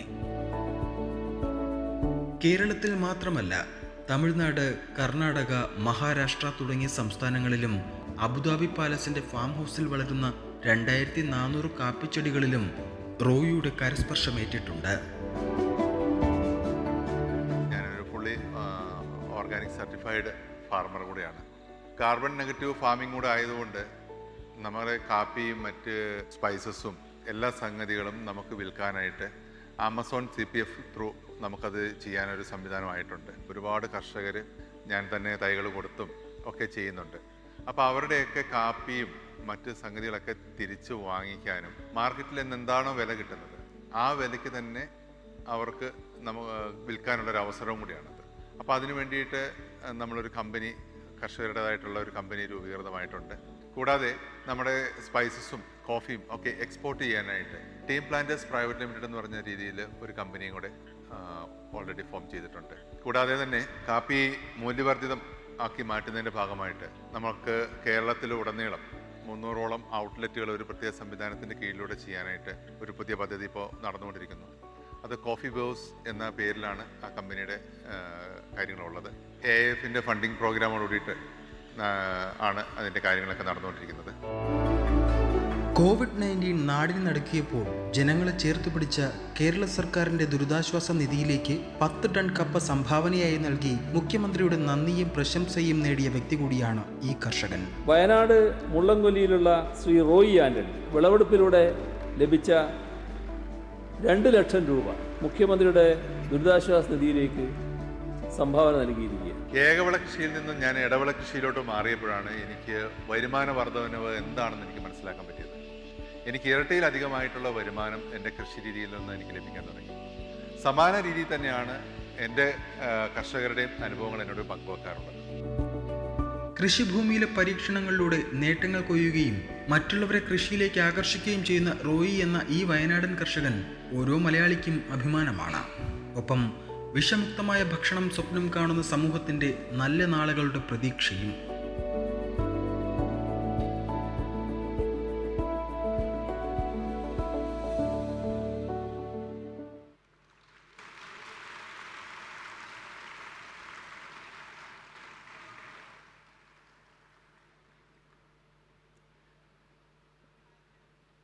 ഞാൻ ഈ വീഡിയോ നിങ്ങളുടെ മുമ്പിൽ പ്രസൻറ്റ് ചെയ്തതിൻ്റെ കാരണം തദ്ദേശ സ്വയംഭരണ സ്ഥാപനങ്ങളുടെ പ്രവർത്തന മേഖലയിൽ നിന്ന് ഒട്ടും മാറ്റി നിർത്താൻ പറ്റാത്ത ഒരു കാര്യമാണ് കൃഷി എന്നുള്ളത്. നമ്മളെല്ലാവരും ഇവിടെ നിന്ന് ഇരിക്കുമ്പോൾ കൃഷിയുടെ ആനുകൂല്യം പറ്റിയിരിക്കുന്ന ആളുകൾ തന്നെയാണ്. ഞാൻ കഴിഞ്ഞ ദിവസങ്ങളിൽ ബഹുമാനപ്പെട്ട കൃഷിമന്ത്രിയുടെ അദ്ദേഹത്തിൻ്റെ ഒരു വാക്കിങ്ങനെയായിരുന്നു, സദസ്സിനോട് ചോദിച്ച ചോദ്യം, കൃഷിയുടെ ആനുകൂല്യം വാങ്ങിച്ചിരിക്കുന്ന എത്ര പേര് ഈ കൂട്ടത്തിലുണ്ടെന്നുള്ളത്. അപ്പോൾ അവിടുന്ന് ഇവിടുന്നൊക്കെ ആയിട്ട് കുറേ ആൾക്കാരൊക്കെ കൈപൊക്കി കാണിച്ചു. ആനുകൂല്യം എന്ന് ഉദ്ദേശിക്കുന്നത് നമുക്ക് കിട്ടുന്ന സംവിധാനങ്ങളുടെ ഭാഗമായിട്ട് കിട്ടുന്ന സബ്സിഡിയോ ഇല്ല മറ്റു കാര്യങ്ങളോ അല്ല. നാം ഇവിടെ വന്നിരിക്കുന്നത് ഇന്ന് രാവിലെ കഴിച്ച ഭക്ഷണം അത് കൃഷിയുടെ ആനുകൂല്യമാണെന്ന് തിരിച്ചറിയാനായിട്ട്. അത് നമുക്ക് സാധിക്കുമ്പോഴാണ് ശരിക്കും കൃഷി എന്താണെന്ന് നമുക്ക് മനസ്സിലാക്കാനും ഉൾക്കൊള്ളാനും കഴിയുന്നത്. അപ്പോൾ ഇന്ന് കൃഷി വകുപ്പിൻ്റെ എല്ലാ പ്രവർത്തനങ്ങളും ഏകോപിപ്പിച്ച് കൊണ്ടുപോകുന്നതിൻ്റെ ഉത്തരവാദിത്വം കൂടെ ഇന്ന് തദ്ദേശ സ്വയംഭരണ സ്ഥാപനങ്ങൾക്ക് ഉണ്ട്. അതിലൂടെ കാർഷിക മേഖലയെ ഒന്നും കൂടെ കൈപിടിച്ച് ഉയർത്തുന്നതിന് വേണ്ടുന്നതായിട്ടുള്ള ക്രമീകരണങ്ങൾ ഉറപ്പുവരുത്തേണ്ട കാര്യങ്ങളുണ്ട്. കൃഷിയുടെ സാഹചര്യം സംസ്ഥാനത്ത് എല്ലാ പ്രദേശങ്ങളിലും ഒരുപോലെയാണെന്ന് നമുക്ക് പറയാൻ പറ്റില്ല. അതിന് ഏറ്റവും വലിയ ഉദാഹരണമാണ് എൻ്റെ പ്രദേശമായ വയനാട്ടിലെ മുള്ളംകൊല്ലി എന്ന പ്രദേശം. കേരളത്തിൽ മഴ ലഭിച്ചതിൻ്റെ 15% പോലും ഞങ്ങളുടെ പ്രദേശത്ത് മഴ കിട്ടിയിട്ടില്ല. എല്ലായിടത്തും റെഡ് അലർട്ടും യെല്ലോ അലർട്ടും വെള്ളപ്പൊക്കമൊക്കെ ഇവിടെ സംഭവിക്കുമ്പോൾ ഞങ്ങൾ മഴമറ എന്ന് പറയുന്ന രീതിയിൽ മഴയ്ക്ക് വേണ്ടി പ്രതീക്ഷിച്ചിരിക്കുകയായിരുന്നു. ഇപ്പോഴും ഞങ്ങളുടെ തോടുകളിൽ വെള്ളം ഒഴുകുന്നില്ല, കിണറുകളിൽ ഉറവ് വെച്ചിട്ടില്ല. ഈ കാര്യങ്ങളൊക്കെ കേൾക്കുമ്പം പലപ്പോഴും ആളുകൾ ചോദിക്കാറുണ്ട്, ഇത് വയനാട്ടിൽ തന്നെയാണോ ഇങ്ങനെ ഒരു സ്ഥലം എന്നുള്ളത്. ഡെക്കാൻ പീഠഭൂമിയുടെ ഒരു പാർട്ടായിട്ടുള്ള പ്രദേശം കൂടി ആയതുകൊണ്ട് വളരെ കുറഞ്ഞ അളവിലുള്ള മഴ മാത്രമേ ഈ പ്രദേശങ്ങളിൽ ലഭിക്കുന്നു എന്നുള്ളതാണ് ഒരു വസ്തുത. മുൻകാലങ്ങളിൽ ആ പ്രദേശങ്ങളിലേക്ക് ഏറ്റവും നല്ല കൃഷി എന്ന് പറയപ്പെടുന്നത് കുരുമുളകും മറ്റ് കൃഷികളൊക്കെ ആയിരുന്നെങ്കിലും ആ കൃഷി ഇന്ന് പാടെ കാലാവസ്ഥാ വ്യതിയാനം കൊണ്ട് നശിച്ചിരിക്കുകയാണ്. അപ്പോൾ സ്വാഭാവികമായിട്ടും ആ പ്രദേശങ്ങൾക്ക് യോജിക്കുന്നതായിട്ടുള്ള കൃഷിരീതികളെ തിരഞ്ഞെടുക്കേണ്ട ഒരു സാഹചര്യം ഉണ്ട്. നമ്മുടെ കേരളത്തിൻ്റെ എല്ലാ പ്രദേശങ്ങൾക്കും നമ്മൾ വച്ച് ചെയ്യുന്ന പദ്ധതി രീതികളല്ല. ഓരോ പ്രദേശത്തിനും ആ പ്രദേശത്തിൻ്റെതായിട്ടുള്ള രീതികൾക്ക് യോജിക്കുന്നതായിട്ടുള്ള രീതിയിൽ വേണം നമുക്കിതിന് വേണ്ടിയിട്ട് ഫണ്ടുകളും മറ്റു കാര്യങ്ങളും ഇല്ലെങ്കിൽ അതിന് വേണ്ടിയിട്ടുള്ള പദ്ധതികളൊക്കെ നടപ്പാക്കേണ്ടത്. അതോടൊപ്പം തന്നെ ഈ മേഖലയിൽ ഓരോ പ്രദേശങ്ങൾക്കും ഈ വിഷയത്തിൽ പ്രത്യേകിച്ചും ഒരു എക്സ്പെർട്ട് എന്ന നിലയിൽ ആളുകളുടെ പ്രത്യേകിച്ചും കർഷകരുടെ സേവനം ഈ ഭാഗത്ത് ഉണ്ടാകേണ്ടതുണ്ട്. എല്ലാ കാലഘട്ടങ്ങളിലും കർഷകരുടെ ഇടയിൽ നിന്ന് മികച്ച കർഷകരെ പഞ്ചായത്ത് അടിസ്ഥാനത്തിലും ബ്ലോക്ക് അടിസ്ഥാനത്തിലും അതോടൊപ്പം തന്നെ ജില്ലാ അടിസ്ഥാനത്തിലും സംസ്ഥാന അടിസ്ഥാനത്തിലുമൊക്കെ കർഷകരെ നമ്മൾ മികച്ച കർഷകരായിട്ട് തിരഞ്ഞെടുക്കുമ്പോൾ ആ പൊന്നാട അടിയിച്ച് അവരെ പറഞ്ഞയക്കുന്നതോടെ അവരുടെ കൃഷി അല്ലെങ്കിൽ അവരുടെ സേവനം അവിടെ അവസാനിക്കുകയാണ്. എനിക്ക് ബഹുമാനപ്പെട്ട നമ്മുടെ തദ്ദേശ സ്വയംഭരണ വകുപ്പ് മന്ത്രി അടക്കം ആളുകൾ ഇവിടെ ഇരിക്കുമ്പോൾ എനിക്ക് അവരോട് പറയാനുള്ളത്, അവരെ നമുക്ക് അങ്ങനെ പറഞ്ഞയക്കുകയല്ല വേണ്ടത്. ആ പ്രദേശത്തിൻ്റേതായിട്ടുള്ള വരും വർഷങ്ങളിലെ വികസനങ്ങളുടെ ഇല്ലെങ്കിൽ ആ മേഖലയുടെ പ്രവർത്തനങ്ങൾക്ക് അവരെ ഉൾക്കൊള്ളിച്ചുകൊണ്ടുള്ള ഒരു ഓണറേറിയം എന്ന രീതിയിൽ അവർക്ക് യാത്രാപ്പടിയോ മറ്റ് സംവിധാനങ്ങളോ ഒക്കെ ഒരു മിനിമം ലെവലിലെങ്കിലും കൊടുത്ത് ആ മേഖലയുടെ വളർച്ചയ്ക്ക് അവരെയും കൂടി ഉപയോഗപ്പെടുത്തുന്ന രീതിയിൽ മുന്നോട്ട് കൊണ്ടുവരാനായിട്ട് ഒരു ശ്രമം ഉണ്ടാവേണ്ടതുണ്ട്. ഒപ്പം തന്നെ നമ്മുടെ നാട്ടിലെ ഇപ്പോൾ ഏറ്റവും വലിയ പ്രതിസന്ധി എന്ന് പറയുന്നത് കാർഷിക മേഖല നേരിട്ടുകൊണ്ടിരിക്കുന്നത് ഈ പ്രദേശത്തുള്ള ആളുകൾ ആ മേഖല വിട്ട് പൂർണ്ണമായും മാറി മറ്റു മേഖലകളിലോട്ട് പോയിക്കൊണ്ടിരിക്കുന്ന ഒരവസ്ഥയാണുള്ളത്. തീർച്ചയായിട്ടും കൃഷി വരുമാനം നമുക്ക് ഇന്ന് നഷ്ടത്തിൻ്റെ കണക്ക് പറയുമ്പോൾ അത് ലാഭകരമാക്കേണ്ടതിൻ്റെ ഒരു സാഹചര്യം നമ്മൾ സ്വയം കണ്ടെത്തേണ്ട ഒരു സാഹചര്യം. സർക്കാർ സംവിധാനങ്ങളിലൂടെ കിട്ടുന്ന സബ്സിഡി ഒരിക്കലും കൃഷി മുന്നോട്ട് കൊണ്ടുപോകാൻ സാധിക്കില്ല എന്നുള്ളത് നമ്മൾ മനസ്സിലാക്കുക തന്നെ വേണം. അത് താൽക്കാലികം മാത്രമാണ്. അപ്പോൾ ഞാൻ എൻ്റെ കൃഷിയിടത്തിലൂടെ ഞാൻ പരീക്ഷിച്ച് ചെയ്തുകൊണ്ട് വന്നതും ഇന്ന് കേരളത്തിൽ ഒരുപാട് കർഷകർ ഏറ്റെടുത്ത് നടത്തുന്നതും സർക്കാരിൻ്റെ തന്നെ ഉടമസ്ഥതയിലുള്ള പ്ലാന്റേഷൻ കോർപ്പറേഷൻ്റെ തോട്ടങ്ങളിലടക്കം സ്റ്റേറ്റ് ഫാമിങ്ങിൻ്റെ തോട്ടത്തിലടക്കം അതുപോലെ തന്നെ കമ്പനി എസ്റ്റേറ്റുകളിലൊക്കെ ചെയ്യുന്ന ഒരു പ്രവണത ഏകവിള കൃഷി എന്നുള്ള രീതിയിലുള്ള കൃഷി രീതി അവസാനിപ്പിച്ചുകൊണ്ട് ഏത് കൃഷിക്കും അതിനോട് യോജിക്കുന്നതായിട്ടുള്ള ഇടവിള കൃഷി കണ്ടെത്താനായിട്ട് അതിനു വേണ്ടുന്ന യോജിക്കുന്നതായിട്ടുള്ള എല്ലാ സംവിധാനങ്ങളും ഒരുക്കി ഒന്നിലധികം വരുമാനം ഒരു കൃഷിയിടത്തിൽ ഉണ്ടാക്കിയെടുത്താൽ മാത്രമേ ഇനിയുള്ള കാലഘട്ടത്തിൽ കൃഷി നമുക്ക് മുന്നോട്ട് കൊണ്ടുപോകാൻ സാധിക്കുള്ളൂ. സർക്കാരിൽ നിന്ന് കിട്ടുന്ന സബ്സിഡി ആശ്രയിച്ച് മാത്രം കൃഷി മുന്നോട്ട് ഒരിക്കലും കൊണ്ടുപോകാൻ സാധിക്കില്ല എന്നുള്ളത് തിരിച്ചറിയണം. അതിന് വേണ്ടുന്ന സംവിധാനങ്ങൾ നമ്മുടെ പ്രത്യേകിച്ചും നമ്മുടെ ഈ തദ്ദേശ സ്വയംഭരണ സ്ഥാപനങ്ങളുടെ പ്രവർത്തനങ്ങളിലൂടെ അതിന് വേണ്ടുന്ന കൂടുതലായിട്ടുള്ള ഫണ്ടുകൾ അനുവദിച്ചുകൊണ്ട് കർഷകർക്ക് ഒരു സപ്പോർട്ട് കൊടുക്കാനായിട്ട് ആ മേഖലയെ പിടിച്ചു നിർത്താനായിട്ട് ഉള്ള കാര്യങ്ങൾ നമുക്ക് ശ്രദ്ധയിൽ കൊണ്ടുവരേണ്ടതുണ്ട്. ഞാൻ കൂടുതലായിട്ടൊന്നും ഇനി പറയുന്നില്ല, കാരണം സമയത്തിൻ്റെ പരിമിതികളും ഒക്കെ എല്ലാവർക്കും ബാധകമാണല്ലോ. അപ്പോൾ ഞാൻ ഒറ്റ വാക്കിൽ ഞാനൊന്ന് പറഞ്ഞു നിർത്താം. ഞാൻ ഈ കാണിച്ച വീഡിയോ എന്ന് പറയുന്നതിനകത്ത് കുറേ കാര്യങ്ങളൊക്കെ നമുക്ക് എല്ലാവർക്കും ചെയ്യാൻ പറ്റുന്ന കാര്യങ്ങളാണ്. നമ്മുടെ കൃഷിയിടത്തിലൂടെ നമുക്ക് ഇന്ന് സാറ് നമ്മളവിടെ കൊണ്ടൊരു പ്രതിജ്ഞ എടുപ്പിച്ചു നമ്മുടെ വേസ്റ്റ് മാനേജിന് വേണ്ടിയിട്ട്. ആ വേസ്റ്റ് നമ്മുടെ കൃഷിയിലോട്ട് ഉപയോഗപ്പെടുത്തുന്നതിന് വേണ്ടിയിട്ടുള്ള ഒരു ശ്രമം നടത്തുവാണെങ്കിൽ നമ്മുടെ കേരളത്തിന് ഇനി വേസ്റ്റ് ഉണ്ടാവത്തില്ല എന്നൊരു കാര്യം കൂടെ ഓർമ്മപ്പെടുത്തിക്കൊണ്ട് ഞാൻ എൻ്റെ വാക്കുകൾ അവസാനിപ്പിക്കുന്നു.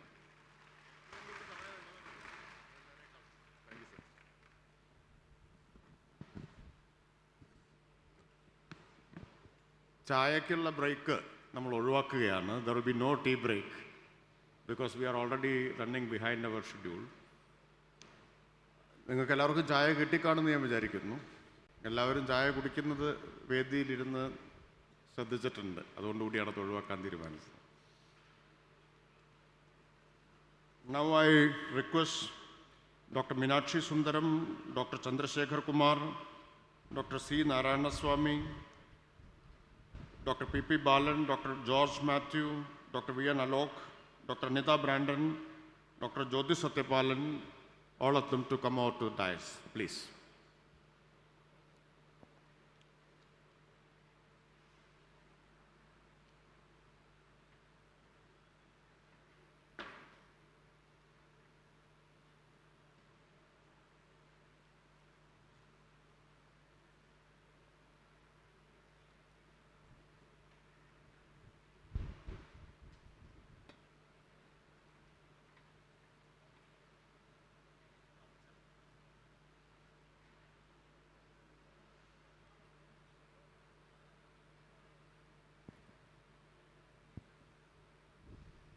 ഇവിടെ നടന്ന ഇംഗ്ലീഷ് പ്രഭാഷണങ്ങളുടെ മലയാള പരിഭാഷയാണ് ശ്രീമതി ജോസഫൈൻ ജെ നിർവഹിക്കുന്നത്.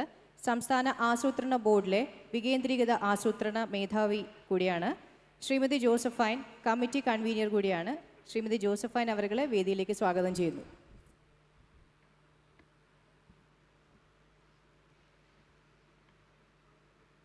Honorable Minister and dignitaries on the dais and off the dais, ഇവിടെ നടന്ന ഇംഗ്ലീഷ് പ്രഭാഷണങ്ങളുടെ സംക്ഷിപ്തമായ മലയാള പരിഭാഷയാണ് അവതരിപ്പിക്കുന്നത്.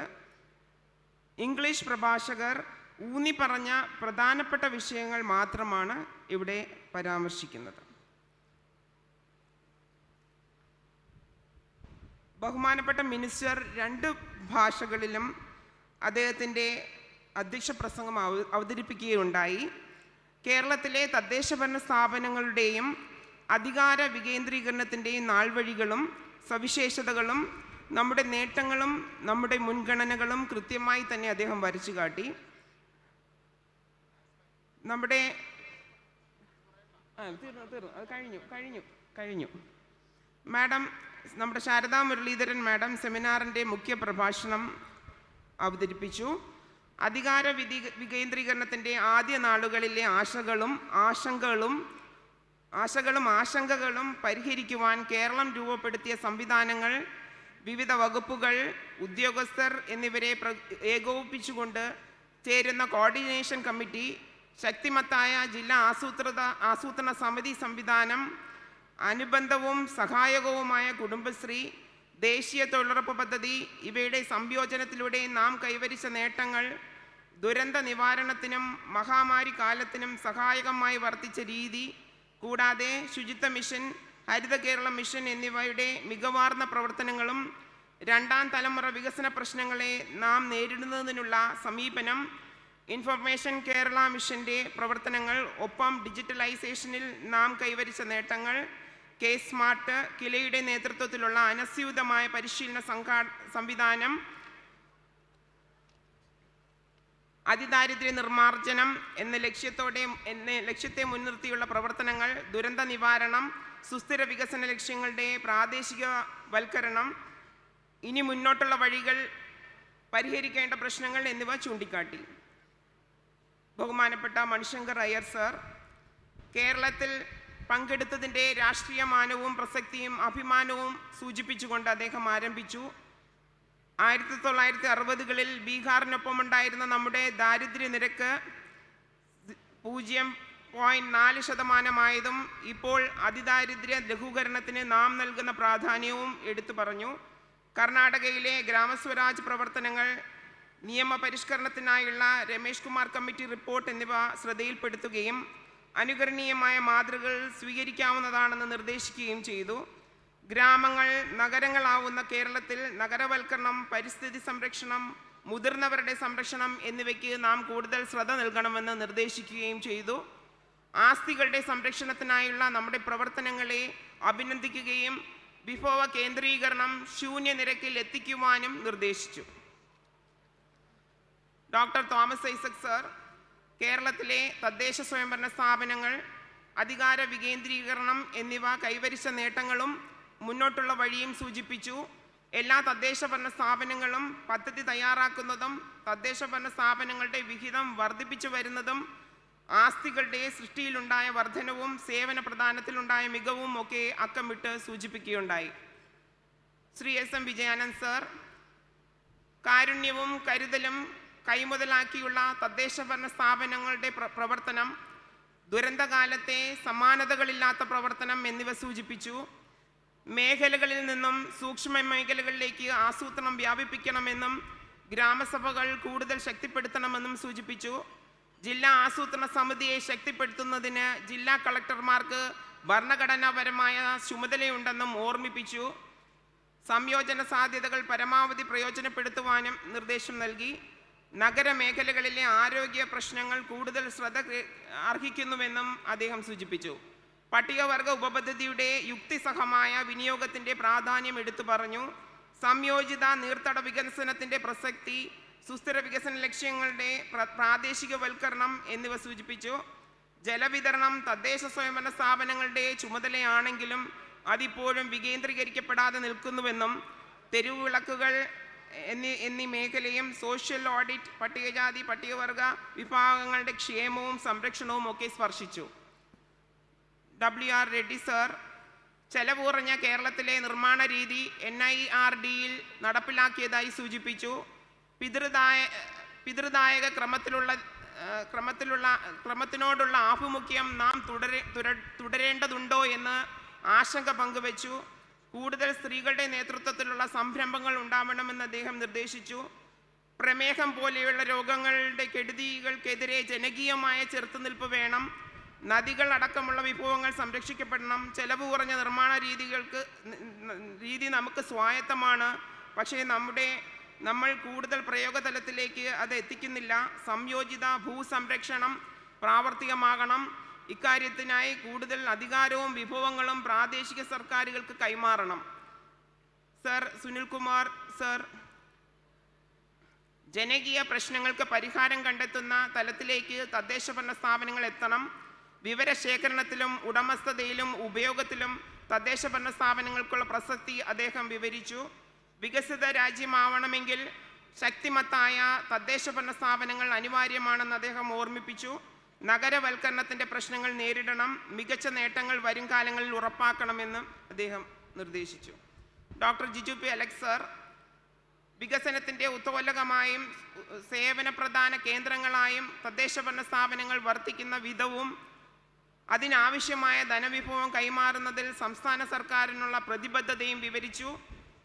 വിവിധ മേഖലകൾക്കായി അനിവാര്യ വകയിരുത്തലുകളുടെ പ്രാധാന്യവും മേഖലാ മുൻഗണനകളും എന്തിനെന്ന് അദ്ദേഹം സൂചിപ്പിച്ചു.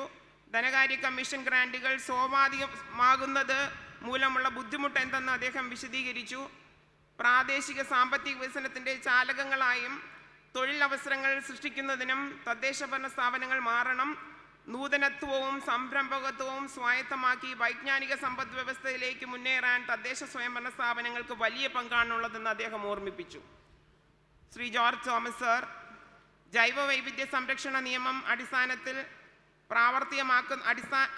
തലത്തിൽ പ്രാവർത്തികമാക്കുന്നതിന് തദ്ദേശഭരണ സ്ഥാപനങ്ങൾക്ക് വലിയ പങ്കാണുള്ളത്. ജൈവ വൈവിധ്യ രജിസ്റ്റർ തയ്യാറാക്കുന്നതിൽ കേരളത്തിലെ തദ്ദേശഭരണ സ്ഥാപനങ്ങൾ മാതൃകയാണ്. ഇപ്പോൾ രജിസ്റ്ററുകൾ കാലികമാക്കുന്ന പ്രക്രിയ നടന്നു വരികയാണ്. ജൈവ വൈവിധ്യ സംരക്ഷണത്തിൽ തദ്ദേശഭരണ സ്ഥാപനങ്ങൾക്ക് വലിയ പ്രാധാന്യമാണുള്ളത്. കാസർഗോഡ് ജില്ലാ പഞ്ചായത്ത് നടത്തിയ മാതൃകാപരമായ പ്രവർത്തനങ്ങൾ എടുത്തു പറഞ്ഞു. ഡോക്ടർ ജോയ് ഇളമൻ സർ, കാര്യശേഷി വികസനം സാധ്യതമാക്കുന്നതിൽ നമ്മുടെ തനത് സംവിധാനത്തെ പരിചയപ്പെടുത്തുകയുണ്ടായി. ക്യാമ്പയിൻ, ട്രാൻസിഷൻ, ഇൻസ്റ്റിറ്റ്യൂഷണലൈസേഷൻ, നവകേരളം എന്നീ 4 നാഴികക്കല്ലുകൾ ഉൾപ്പെടെ പ്രവർത്തന പന്താവ് അദ്ദേഹം ചുരുക്കത്തിൽ അവതരിപ്പിച്ചു. തദ്ദേശഭരണ സ്ഥാപനങ്ങളുടെ വിവിധ തലങ്ങളിലുള്ള അസോസിയേഷനുകൾ, ലോക്കൽ സെൽഫ് ഗവൺമെൻറ് കമ്മീഷൻ എന്നിവയുടെ സംഭാവനകളും ഓർമ്മിപ്പിച്ചു. കപ്പാസിറ്റി ഡെവലപ്മെൻറ്റിൻ്റെ വരുംകാല നവീകരണത്തിൻ്റെ ആവശ്യകതയും ഓർമ്മിപ്പിച്ചു. സർ സജിത് സുകുമാരൻ സർ, ദരിദ്രരായവർക്കും സഹായം ആവശ്യമുള്ളവർക്കും കുടുംബശ്രീ ഏകോപനം സഹായമായി വർദ്ധിക്കുന്നുവെന്ന് വിവരിച്ചു. വരുമാന വർധനവ് എന്ന ലക്ഷ്യത്തോടെയുള്ളതാണ് കുടുംബശ്രീയുടെ പ്രവർത്തനം. ഒപ്പം ക്രെഡിറ്റ് സൗകര്യവും കുടുംബശ്രീ നൽകുന്നു. സംയോജന സാധ്യതകൾക്ക് കുടുംബശ്രീ മികച്ച വേദിയാണെന്നുള്ളതും വിവരിക്കുകയുണ്ടായി. ഇനി കർഷക ഉത്തമ അവാർഡ് ജേതാവ് ശ്രീ റോയ് ആൻ്റണി സാറ് സ്വന്തം അനുഭവങ്ങളിലൂടെ ഇടവിള കൃഷിയുടെ പ്രാധാന്യവും വിജയകരമായ മാതൃകയും നമുക്ക് കാണിച്ചു തന്നു. മികച്ച കർഷകൻ എന്ന നിലയിൽ അദ്ദേഹത്തിൻ്റെ അനുഭവങ്ങളും നിരീക്ഷണങ്ങളും നമുക്ക് വരുംകാലങ്ങളിൽ ഏറെ സഹായകമായിരിക്കുമെന്നും ഓർമ്മിപ്പിച്ചു. തദ്ദേശ സ്വയംഭരണ സ്ഥാപനങ്ങൾ നടത്തുന്ന ഇടപെടലുകളും ശ്ലാഘനീയമാണെന്ന് അദ്ദേഹം അറിയിക്കുകയും ചെയ്തു. ഇത്രയുമാണ് ഇതിൻ്റെ വിവർത്തനമായിട്ട് എനിക്ക് പറയാനുള്ളത്. നന്ദി. Thank you. Thank you, madam.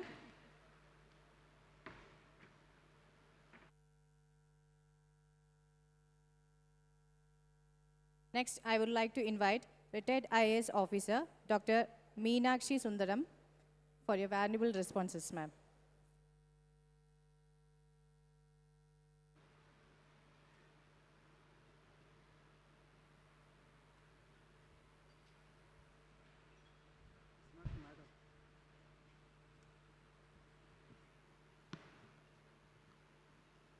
The dignitaries on the dais and sitting in front of me. This seminar, as you see in the board, is Kerala yesterday, today and tomorrow. Enough things have been spoken about Kerala yesterday and Kerala today.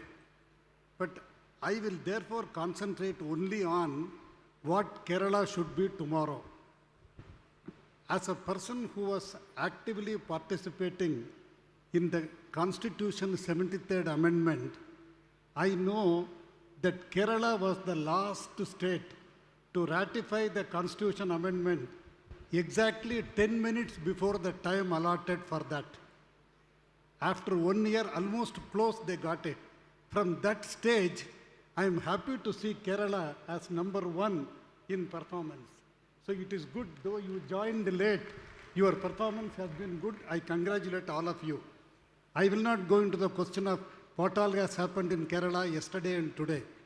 I will only mention 3 points before the chairman rings the bell. Only 3 points which Kerala may consider for the future. I would like Kerala to be the front runner in making new things to happen. The first point I want to mention is, what is the role of Gram Panchayat in policy making? In our country, the policy comes from the top. It does not come from the bottom. You have Pradhana Mantri schemes, you have Chief Minister schemes, but do you have any Gram Panchayat policy? Now, when you make a new policy, do you consult the Gram Panchayats? In foreign countries, there is something called a referendum. If you want to make a change, you consult the people. Our country is very large. We can't consult the people. But can we not consult the Gram Panchayats, which are supposed to be representatives of the local people?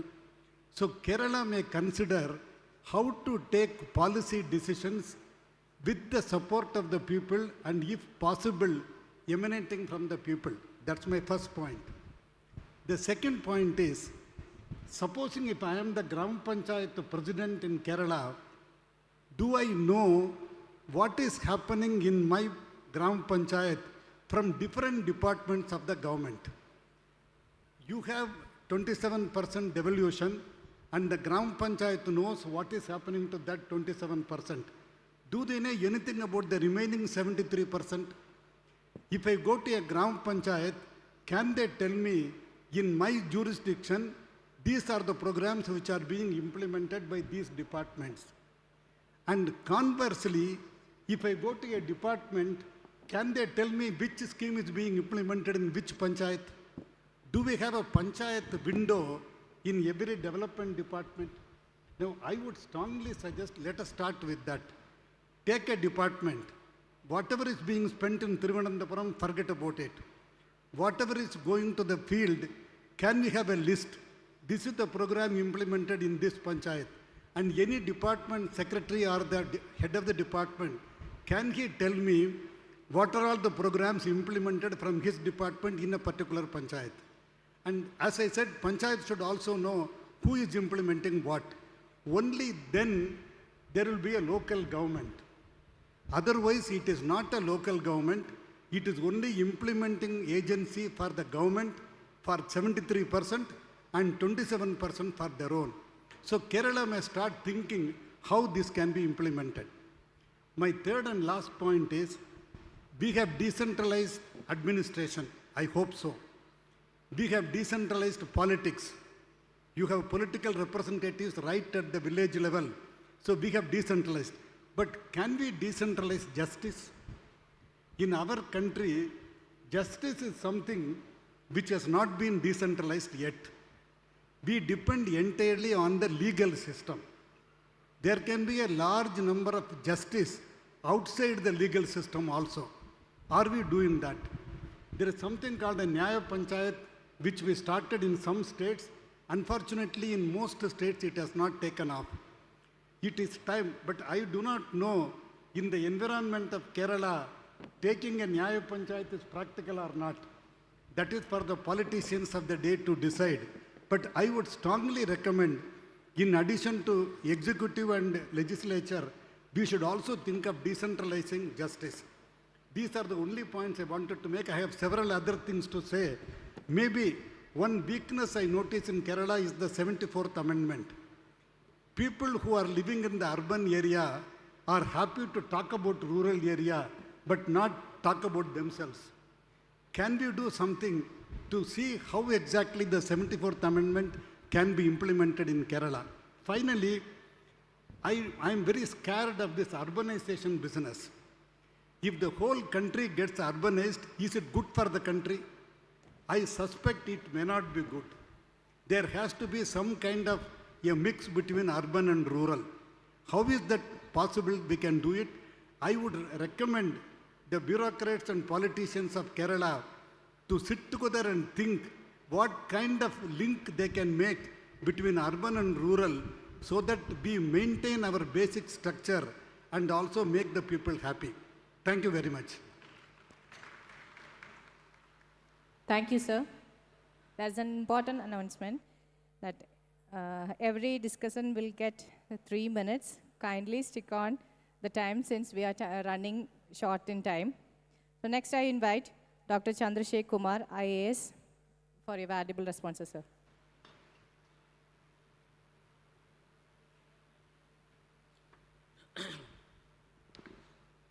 Respected Honorable Minister, Mr. Rajesh, respected Madam Additional Chief Secretary, Mrs. Sarda Mulderan, esteemed dignitaries on dais and of the dais, I first express my sincere thanks to Kerala government for inviting me here and sharing the dais and express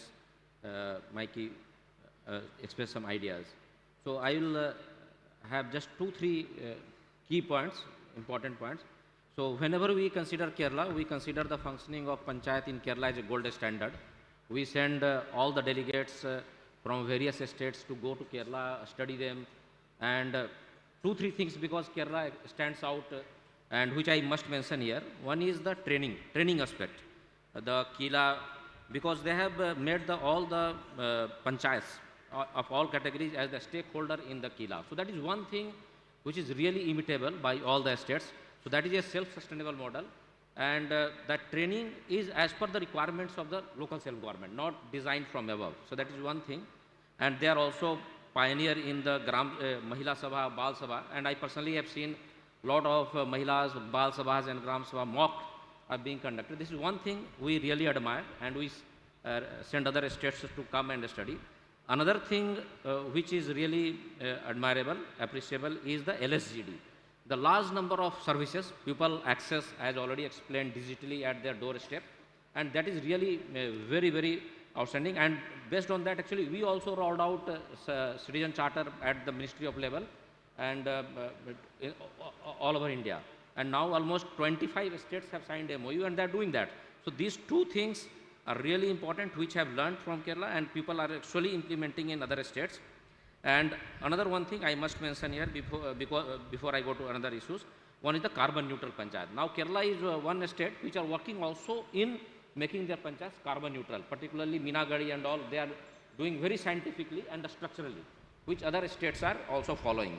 And as time is limited, I am not going to repeat so many things, but 2-3 major concerns I will highlight before I depart from here. One thing is the preparation of GPDP. As we have rolled out GPDP since last 5 years, and Kerala is a pioneer, but still when I analyze that, we find that the GPDP, the two things are, I think, are matter of concern. One is the resource envelope. We don't see the convergence of all the 29 subjects. And because Kerala is pioneer in the local self-government, so they should take leadership in reflecting the resource envelope, all the 29 subjects in the GPDP. So that is one thing I would like to request. Another thing, the disproportionate theme, on one theme only, village with self-government. Out of 941, 670 panchayats have taken Sankalp, only one theme of LSDG, that is village with self-government. But on other 8 themes, there are very few panchayats have taken Sankalp. So going forward, I will request Kerala government to kindly pay attention to that there should be a balance in, because now when you talk of LSDG and the saturation of SDG goes by 2030, so now 6-7 years are there. So we should be actually now doing on that. Another, if I I think I may not have heard correctly, madam, when she told that the panchayat plans are being approved by DPC. So I think, is it not against the violation of the 73rd Amendment, because it is the Gram Sabha which is the highest body for approval of the GPDP and the Gram Panchayat plan. So if that is so, kindly have a look. If I am mistaken, so I think these 3-4 things I just wanted to speak, and I wish all the best. And many things we have learned here during the discussion deliberation. We'll go back and we'll try to work on that and follow it out. Thank you very much. Thank you, sir. Next, I would like to invite Dr. C. Narayanan Swamy, former MP, Chairman, State Finance Commissioner, Karnataka.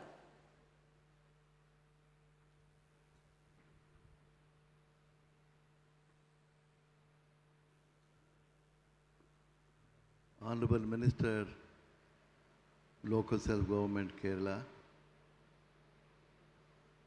Mr. Rajesh, Srimati Sharda Muralidharan, Dr. Jai Elaman, Mr. Balan, all other dignitaries on the dais,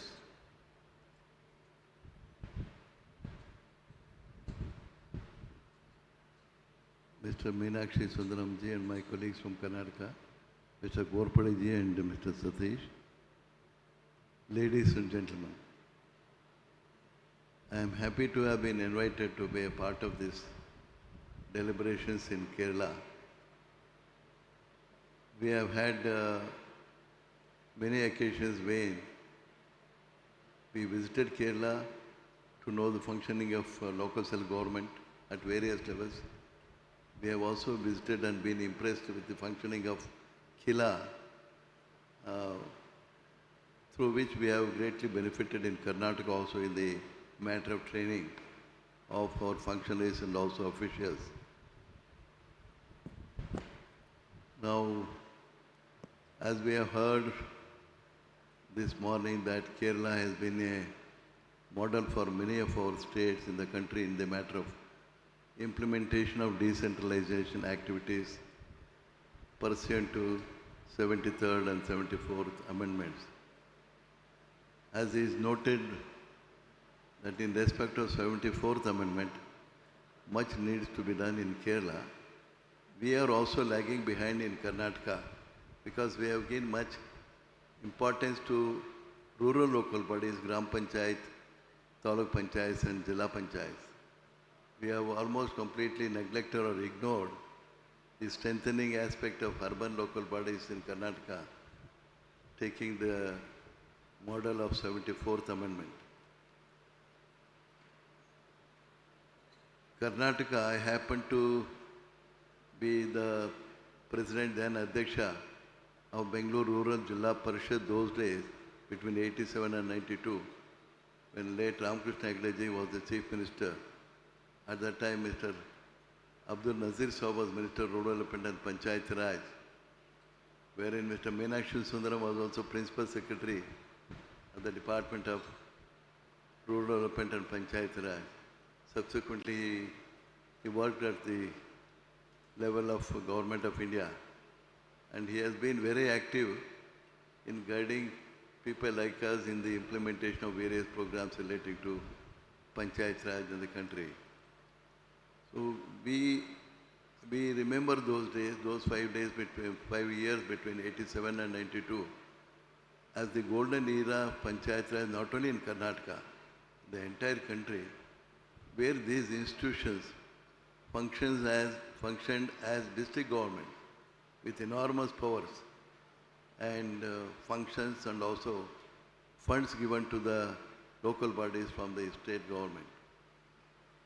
The activities of the development departments at the district level, along with the officers and officials working in various departments relating to development, were transferred to the district levels, Jilla Parishads, and we had Mandal Panchayats at the grassroots level.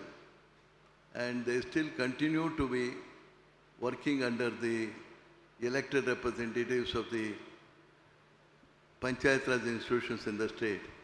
Now, Jilla Panchayats, we have Taluk Panchayats, what we call block panchayats here. We have Gram Panchayats.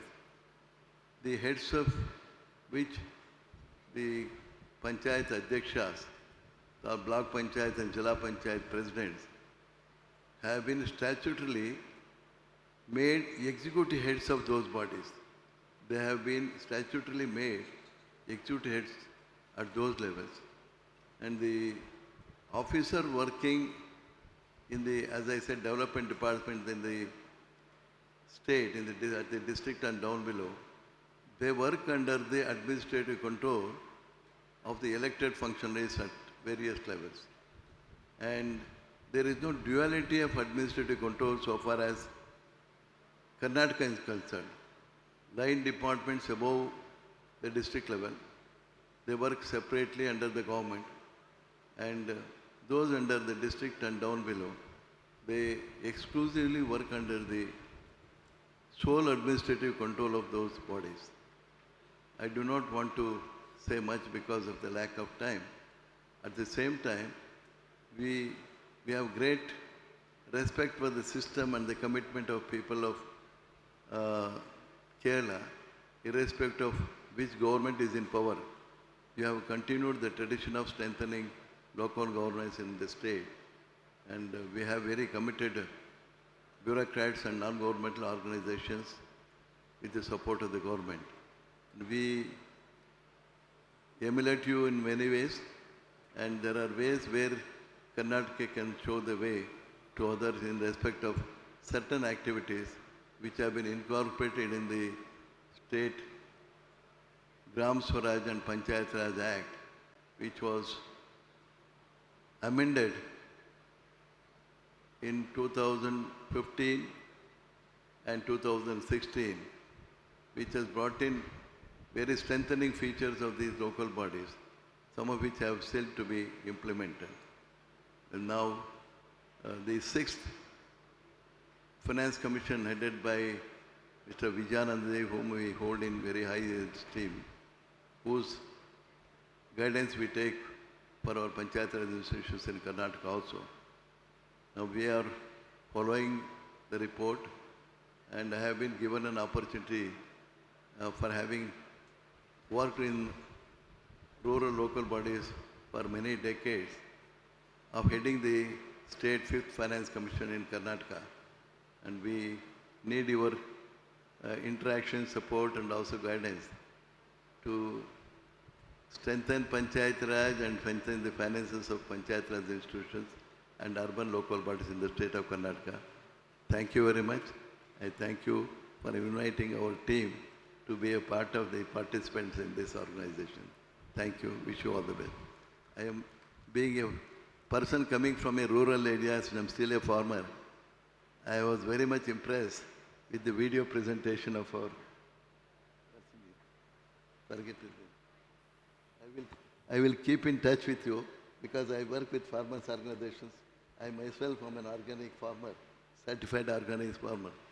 My farm is certified every year by a company from Kerala. They come there, visit our farm, and give our guidance and give certification. I'm very much impressed because the soil is eroding in various ways, and especially carbon content is in the soil, which is very essential for the life of the soil, is also eroding, and how we have to protect our soil, that is very important. He is showing a way. Many of the farmers officials, they are very essential for the agricultural production in this country. Thank you very much. Thank you, sir. Next, I would like to invite Sri M. Krishnadas, Chairman, Municipal Chairman's Chamber.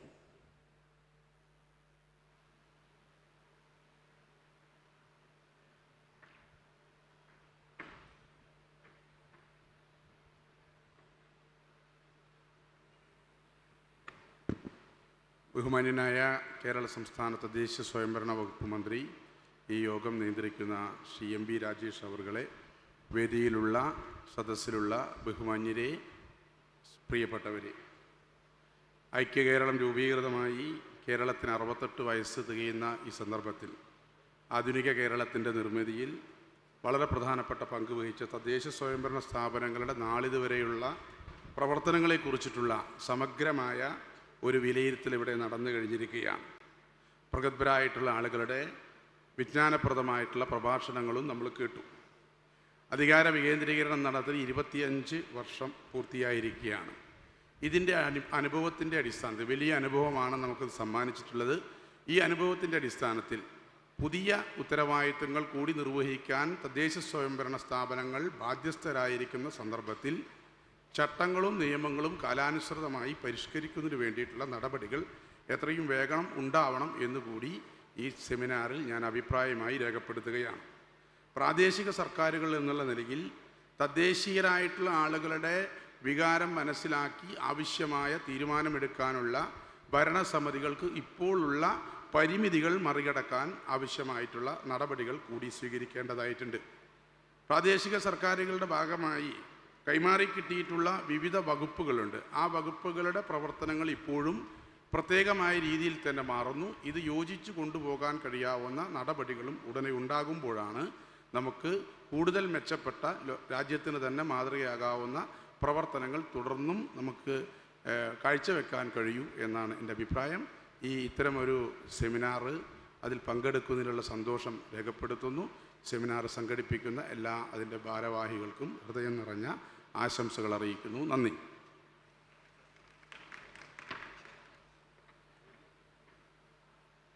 Thank you, sir. Next, I would like to invite former Director Kila, Dr. P.P. Balan.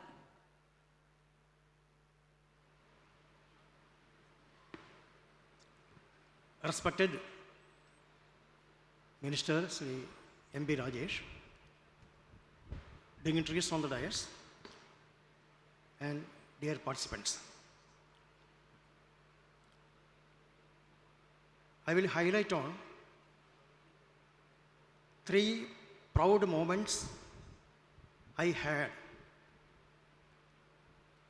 Number 1, it was last month, in Nepal, Tribhuvan University organized a program. That was the launching of a new subject in the course for the MA Sociology students. And the subject is nothing but the Kerala model of decentralization.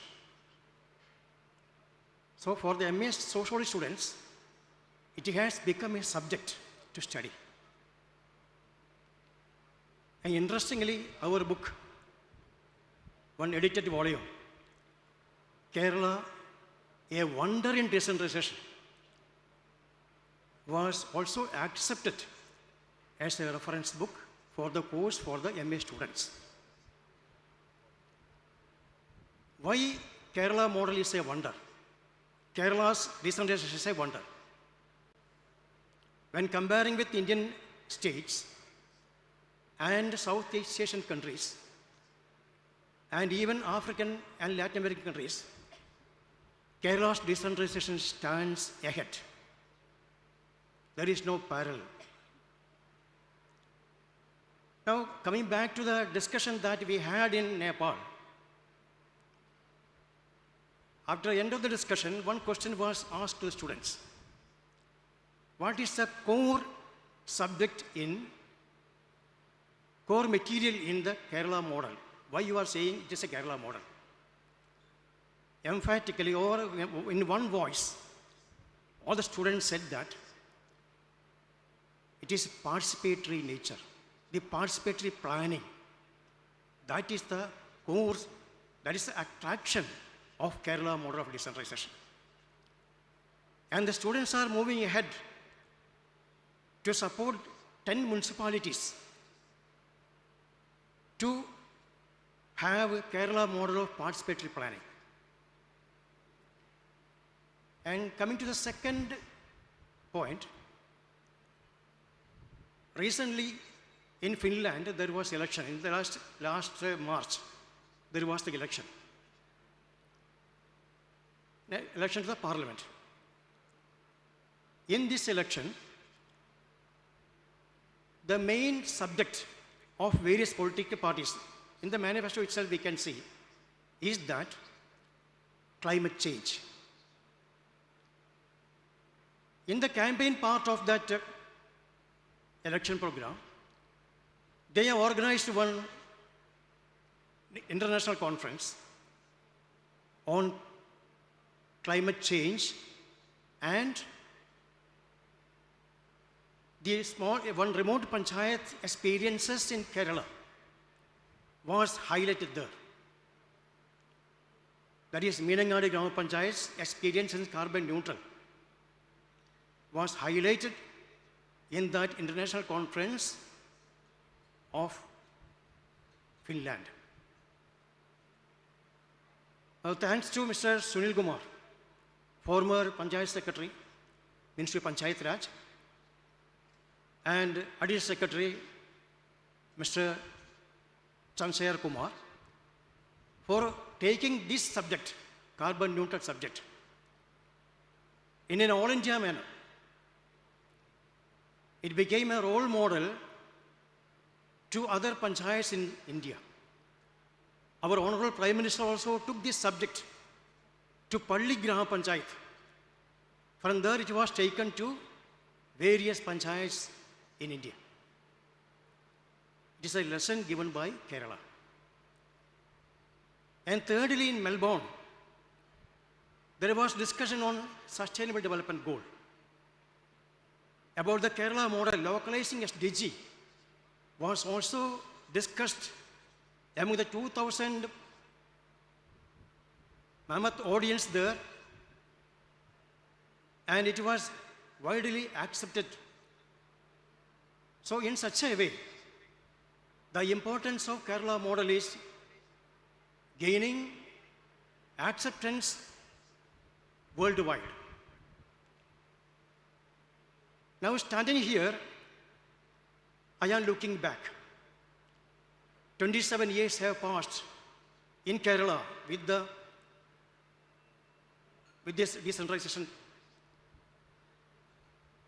and allied subjects. And if you ask me a question, which part do you like most? I will say that is that during the campaign period, that is 1995 to 2000. The reason is, the main thing is that we have the autonomy. At that time, as a Panchayati president, I am free to do whatever the suggestions are coming from the Gram Sabha. Micro-hydel project and biodiversity programs and total drinking water scheme, total housing, and we have touched every aspect. But later what happened, Mr. Vijayanand will say, for two, three years since the launching of the People's Plan campaign program in Kerala, it was in a shabby manner, and so it took, we had to introduce some rules and regulations. So year by year, regulations are coming. And this is tying the hands of the Panchayat. So one important suggestion I had to make is that we had to go to the golden period, where from 1995 to 2000, where the Panchayats were very free to act. That autonomy we had to bring back. And the dual control is now weighing with the side of the department. Departmentalism is ruling. They have no that much freedom to involve the officials, even from the education and agriculture department. So this we had to check. And international practices are there. And we had to imbibe best practices to strengthen our system. And I stop here. Thank you very much. Wish you all the best. Thank you, sir. Next, I would like to invite Srimati Usha, President, Gram Panchayat Association.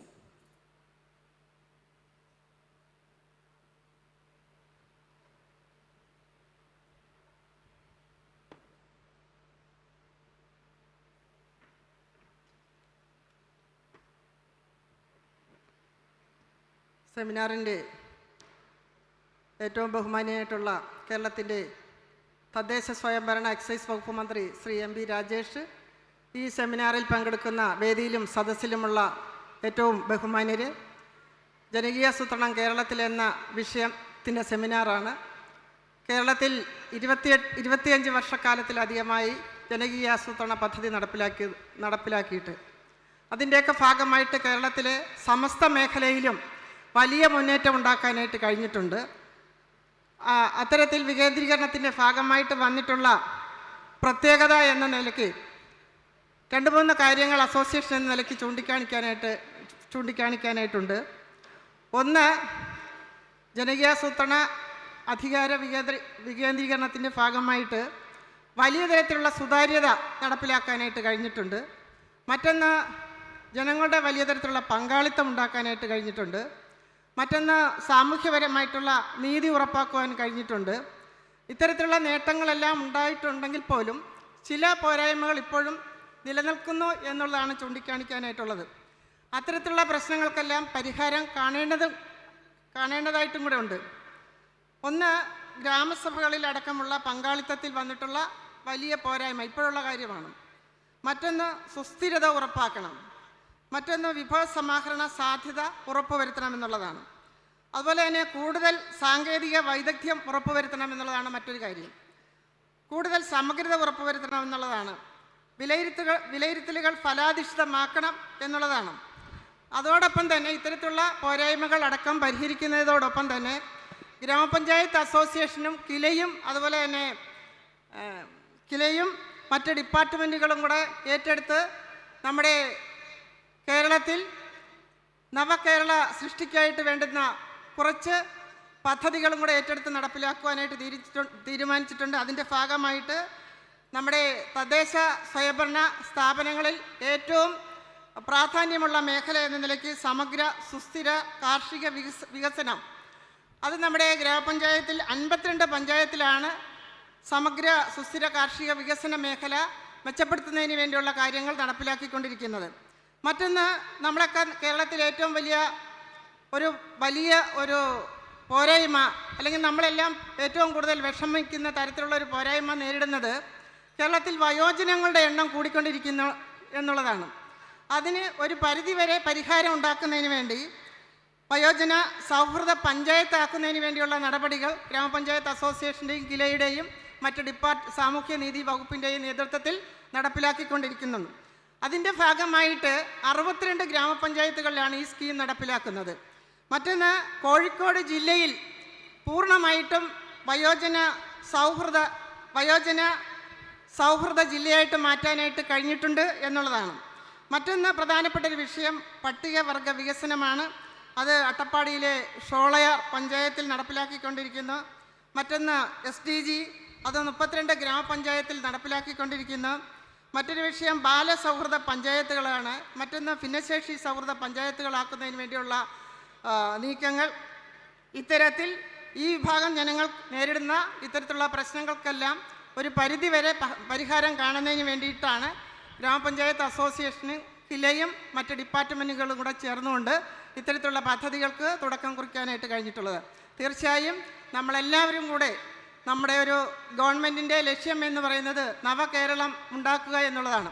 തീർച്ചയായും അത്തരത്തിലുള്ള നവകേരള സൃഷ്ടിക്കായിട്ട് കേരള ഗ്രാമപഞ്ചായത്തിൻ്റെ എല്ലാവിധ സപ്പോർട്ടും ഉണ്ടാകും എന്ന് വിനയപൂർവ്വം പറഞ്ഞുകൊണ്ട്, നമ്മുടെ കേരളത്തിൽ ചരിത്രത്തിൽ ആദ്യമായിട്ടാണ് ജനകീയം എന്ന് പറയുന്നൊരു വലിയ പദ്ധതി നടപ്പിലാക്കുന്നത്. തീർച്ചയായും ഈ പദ്ധതിക്ക് എല്ലാവിധ ആശംസകളും നേർന്നുകൊണ്ട് എൻ്റെ വാക്കുകൾ അവസാനിപ്പിക്കുന്നു. നന്ദി.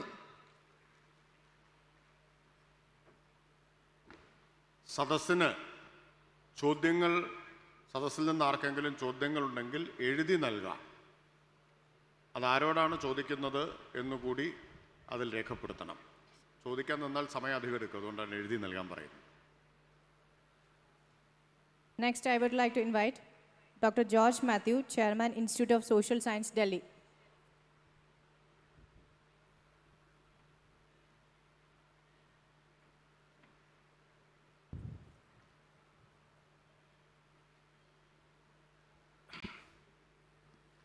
Friends, I am in Delhi for the last 50 years, but the very active roots in Kerala. I was following the developments in Kerala, and I had the great opportunity to say to the rest of the country what is happening in Kerala.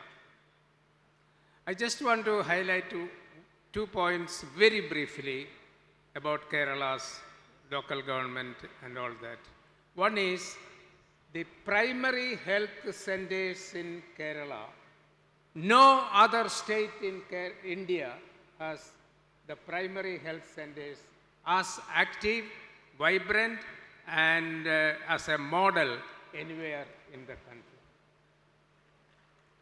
In COVID times and even the flood times, what was the base where people could survive? The primary health centers. And that is something which I am very proud of. The second point I would like to highlight, which has not been said so far, is that Kerala is the only state where the panchayat budget is presented in the assembly by the finance minister of the state. The panchayat budget is presented in the assembly by the finance minister of the state. No other state in India has that system. I influenced Jammu and Kashmir government about 15 years ago, the model of Kerala, and they tried 2 years, and after that, that collapsed. So these are some of the issues, and We are very proud of Kerala's achievements, and let us hope that we will be able to take it forward as a model for the rest of the country. Thank you. Thank you, sir. Next, I would like to invite Dr. V.N. Alok, Professor, Indian Institute of Public Administration.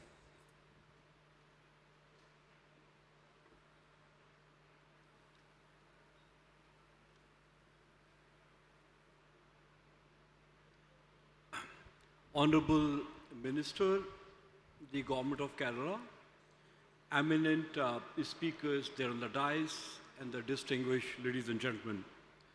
I am indeed very, very happy and honored to have been invited here in this Keraleeyam, past, present, and the future. I think perhaps Kerala is the only state which celebrate decentralizations. I can see some celebrations in the part of Odisha, Mr. Chandrasekhar Nair sitting here, Mr. Chandrasekhar Kumar. But Kerala is the only state which celebrate decentralization continuously, and certainly Keraleeyam is the latest addition to that.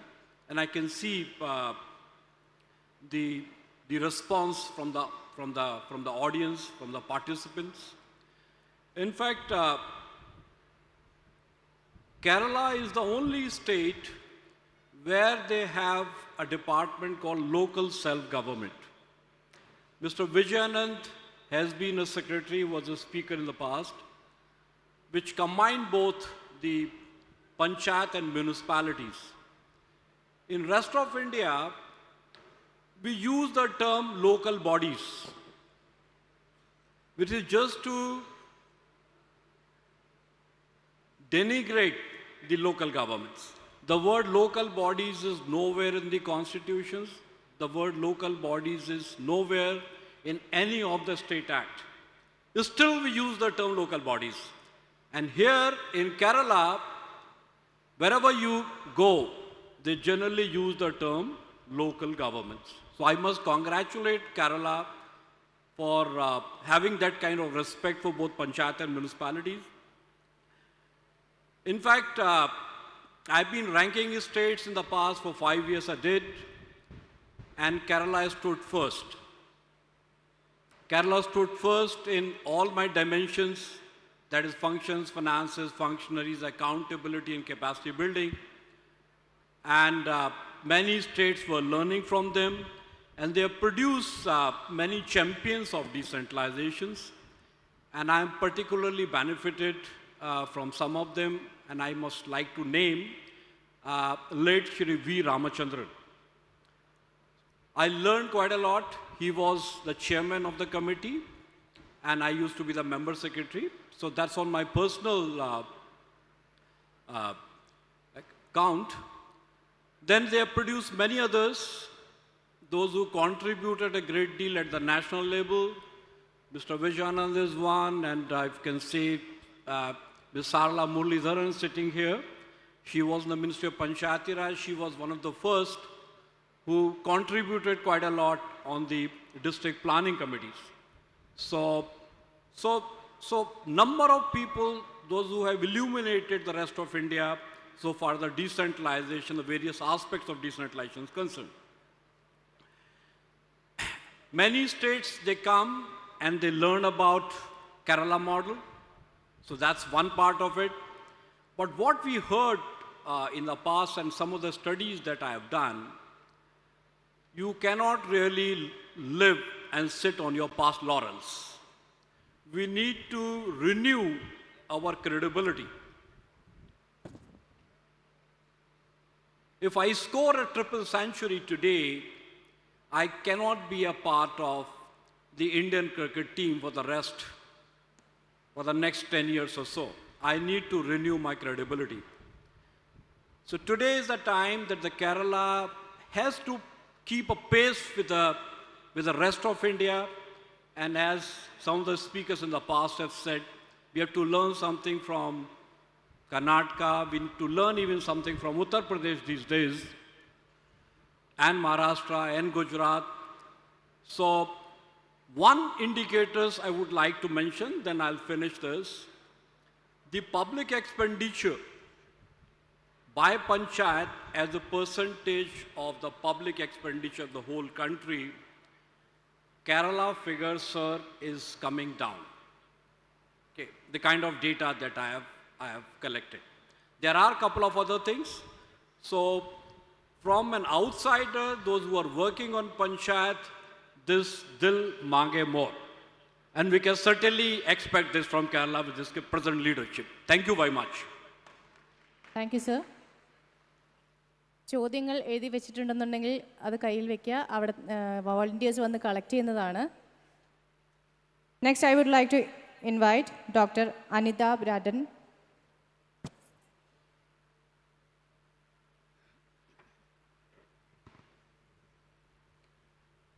Namaste, and everybody, congratulations for this beautiful event of coming together, Keraleeyam. And I think this also is an unparalleled, if we look at other states in the country, not only celebrating decentralization, but celebrating the tradition, the cultural heritage, the trade, tourism, and the abundant opportunities for economic growth in Kerala. So I feel proud and privileged, and my gratefulness to the organizers for giving me this opportunity. While I have been a student and a learner, learning from decentralization, good practices in Kerala, as I was a professor in SIRD Rajasthan for near 24 years, almost parallel to the 73rd Constitutional Amendment, and after my retirement in 20, I'm still continuing to strengthen PRI capacity building and mainstreaming gender issues as a senior consultant of UNFPA. So while Kerala has provided us opportunities, many opportunities for coming, visiting, exposure visits, very capably led workshops, which Sharda ji, the local self-government additional chief secretary here, and Mr. Vijayanand himself spearheaded on GPDP, the first round of knowledge sharing workshops on GPDP, and then also on SDGs. And initially with Mr. Balan and now with Mr. Joy Lemon, we have had many multiple learning opportunities. Understanding the People's Plan campaign, understanding the processes of grassroots planning. But I have few key questions which still intrigue me, and I would like them to be considered as food for thought for Kerala and for the national government through the Ministry of Panchayati Raj. While we take great pride in the People's Plan campaign and as a movement, and we have recently celebrated the Silver Jubilee, I do feel we may call it at the national level Vibrant Gram Sabha. We have a dedicated portal for that. We may have e-Gram Swaraj dedicated portal for that. We may have a digital technology app, Nirnay app, Gram Sabha resolutions. With all these in place, please search your heart and tell me, do we have houseful Gram Sabhas even today?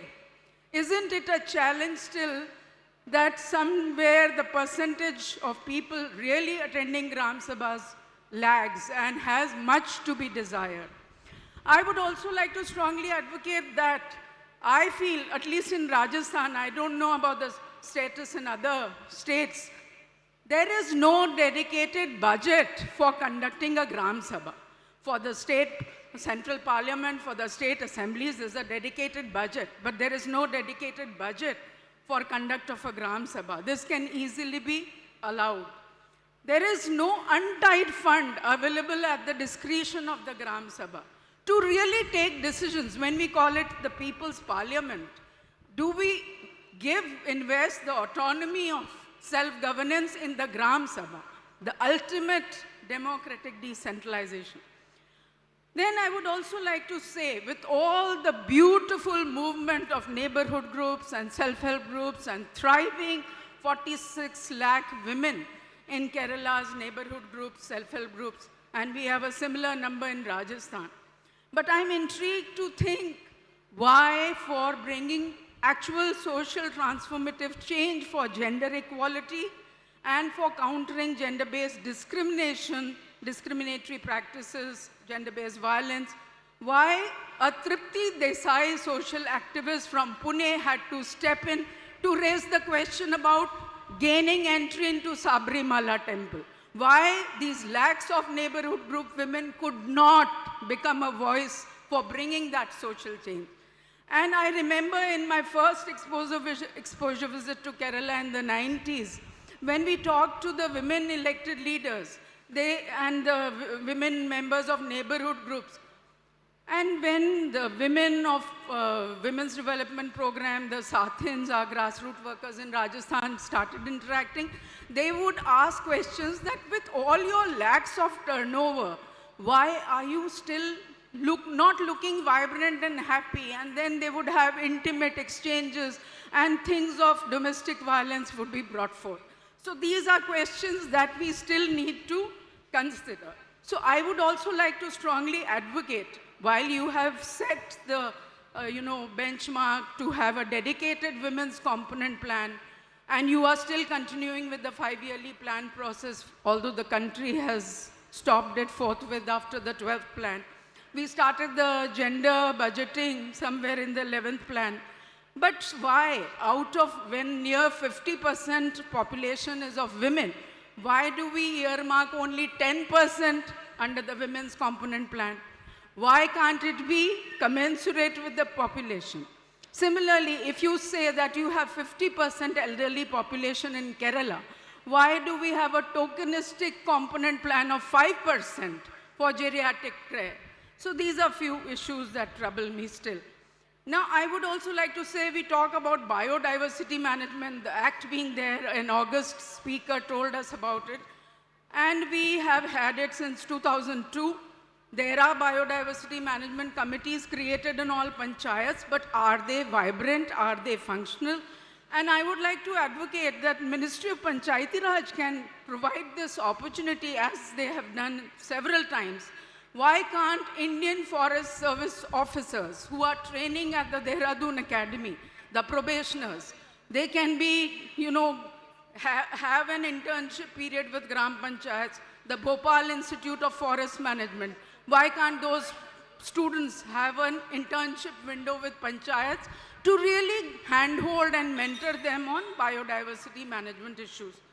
Similarly, I would say that issues like District Planning Committee, which was cited as a weak point still, and it is countrywide, although it's a constitutional body. Do we have any untied fund at the disposal of the District Planning Committee to really bring together the urban local plan? It has become virtually a rubber stamping body of passing the plan of rural and urban governments, but it has no autonomy or budgetary discretion of its own. I'll just wind up. Just two more suggestions. I would like to say, Joy Lemon and Mr. Balan and Ministry of Panchayati Raj, you have wonderful schemes like RGSA in place for flagging the capacity building as a continuous process. Now, HR policy committee was created by Dr. Reddy when he was DG NIRD. There are SIRDs in all states of the country, but it is a sad story that the SIRD doesn't have, although there is a scheme called Core Faculty Scheme under Ministry of Rural Development, but do the SIRDs have core faculty, or are they just continuing on contractual staff under SPRC, under SIRD? If no permanent faculty, we talk of localizing SDGs, but there are no sustained faculty support to really bring these dreams to life. I would also like to say that apart from training, we seriously have to consider information, education, communication, and time has come that the ministry has to, in consultation, in convergence with Prasar Bharati, set up a dedicated channel for the 31 lakh elected leaders that you have on Doordarshan, on All India Radio, and also have a dedicated YouTube channel for sharing success stories of Beacon Panchayats. So these are few things. There was this Indian Panchayat Knowledge Portal hosted by NIRD. I don't know whether it is thriving or has become defunct. These channels have to be really strengthened for panchayats to learn from each other. Now, I would like to say lastly that there is this Panchayat Development Index recently launched by Ministry of Panchayati Raj. Yes, sir, just winding up. It has more than 300 data points. Can the panchayats with the contractual data entry operator with no dedicated secretary and village development officer full-time, how will they handle it? We don't even have, elected panchayat leaders with some educational, eligibility to contest. So these have to be user-friendly. Just creating data for its own sake, whether that data can be used, it can become panchayat-friendly. For example, the Mission Antyodaya survey, where with 140 odd parameters, we are collecting data every year, scoring them in red, blue, and green. But is it accessible to the panchayats to build on it? And similarly, PDI, is it accessible, user-friendly? Can panchayats do justice to it? So we should have also a scheme of exchange fellows of good panchayat leaders who have completed a 5 years innings, sitting panchayat leaders, apart from exposure visits, for promoting peer learning across panchayats, because they best learn through their own exchanges. Thank you so much for the opportunity. Thank you, ma'am. Now I would like to invite Dr. Jyoti Satyapalan onto the stage.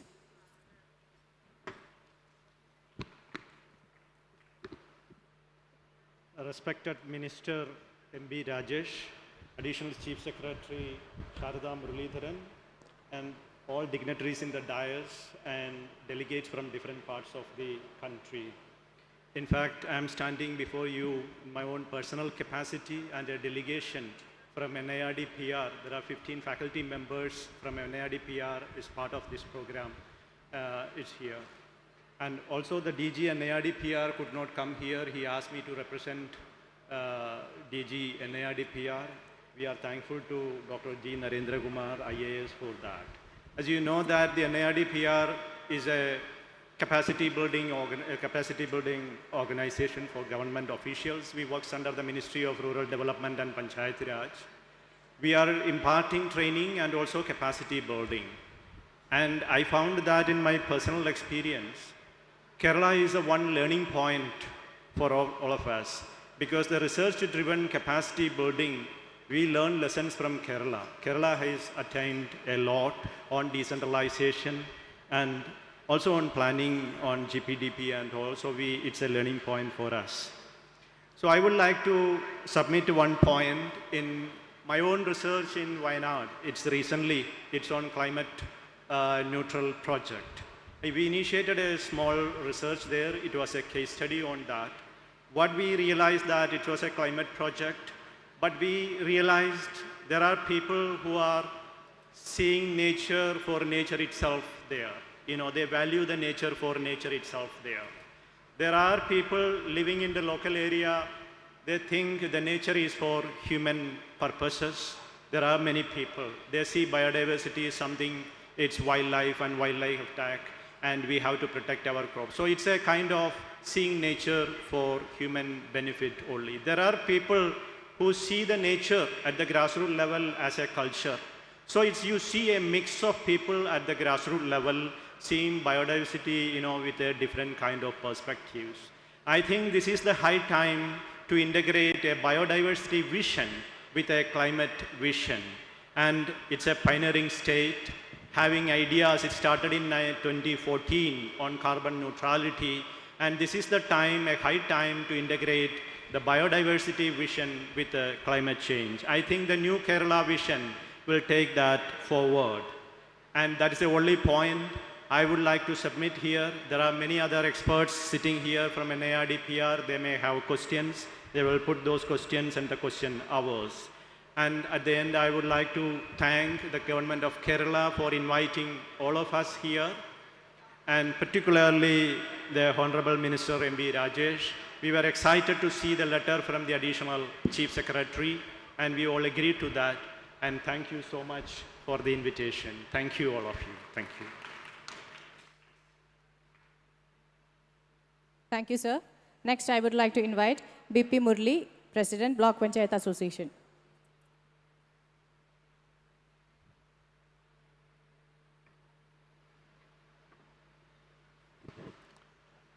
ബഹുമാനപ്പെട്ട തദ്ദേശ സ്വയംഭരണ വകുപ്പ് മന്ത്രി MP. Rajesh, വേദിയിലെ വളരെ ആദരണീയരും ബഹുമാനീയരുമായിട്ടുള്ള വിശിഷ്ട വ്യക്തിത്വങ്ങളെ, സഹോദരി സഹോദരന്മാർ, 25 വർഷം പിന്നിടുന്ന കേരളത്തിൻ്റെ വലിയ മാറ്റത്തിൻ്റെ ഏറ്റവും പ്രധാനപ്പെട്ട ഒരു കാര്യം എനിക്ക് ചൂണ്ടിക്കാണിക്കുവാനുള്ളത്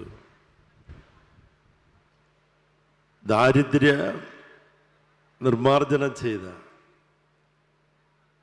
ഇന്ത്യയിലെ ഏക സംസ്ഥാനമായി കേരളം മാറുന്നു എന്നുള്ളതാണ് ജനകീയ ആസൂത്രണത്തിൻ്റെയും തദ്ദേശ സ്വയംഭരണ വകുപ്പിൻ്റെയും വലിയ നേട്ടമായി ചൂണ്ടിക്കാണിക്കുവാനുള്ള.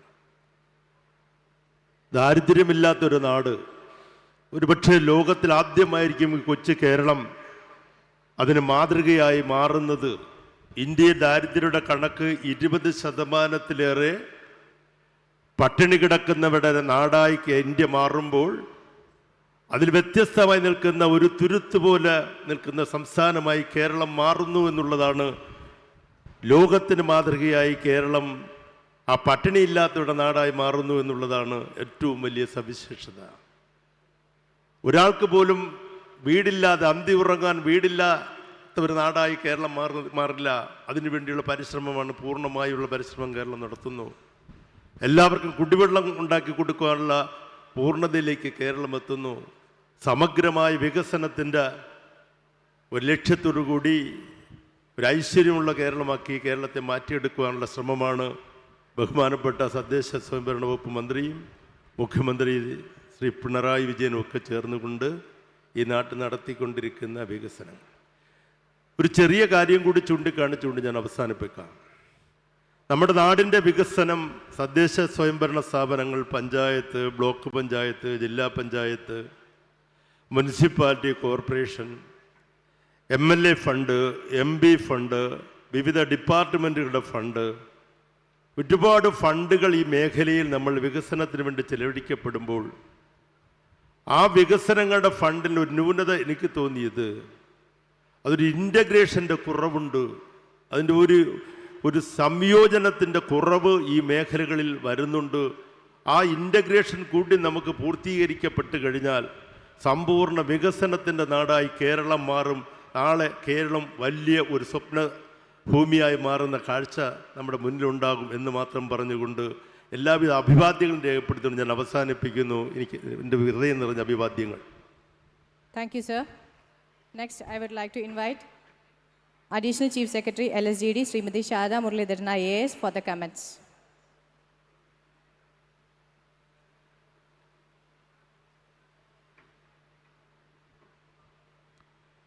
രണ്ട് ചോദ്യമാണ് വന്നത്. അതിൽ ആദ്യത്തെ ചോദ്യം ഇംഗ്ലീഷിലാണ്, രണ്ട് ചോദ്യം വന്നു. So I'll just read the questions. LSG is about participative planning and administrative mechanism at the grassroots. However, with scarce resources and new challenges, we need to focus on optimum utilization of resources. Do we have a decentralized mechanism and participative exercise for the same? Is it not time for LSG second edition? Malayalam university എന്നാണ് ഈ ചോദ്യം വന്നത്. അപ്പോൾ ശരിയാണ്, നമുക്ക് resources കേരളത്തിലെ തദ്ദേശഭരണ സ്ഥാപനങ്ങൾക്കാണ് ഇന്ത്യയിലെ ഏറ്റവും കൂടുതൽ റിസോഴ്സസ് ഡിവോൾവ് ചെയ്തിട്ടുള്ളത്. എന്നാലും അത് പര്യാപ്തമാണ് എന്ന് പറയാറായിട്ടില്ല. Although Kerala has the highest devolution of financial resources, we cannot say that that is adequate.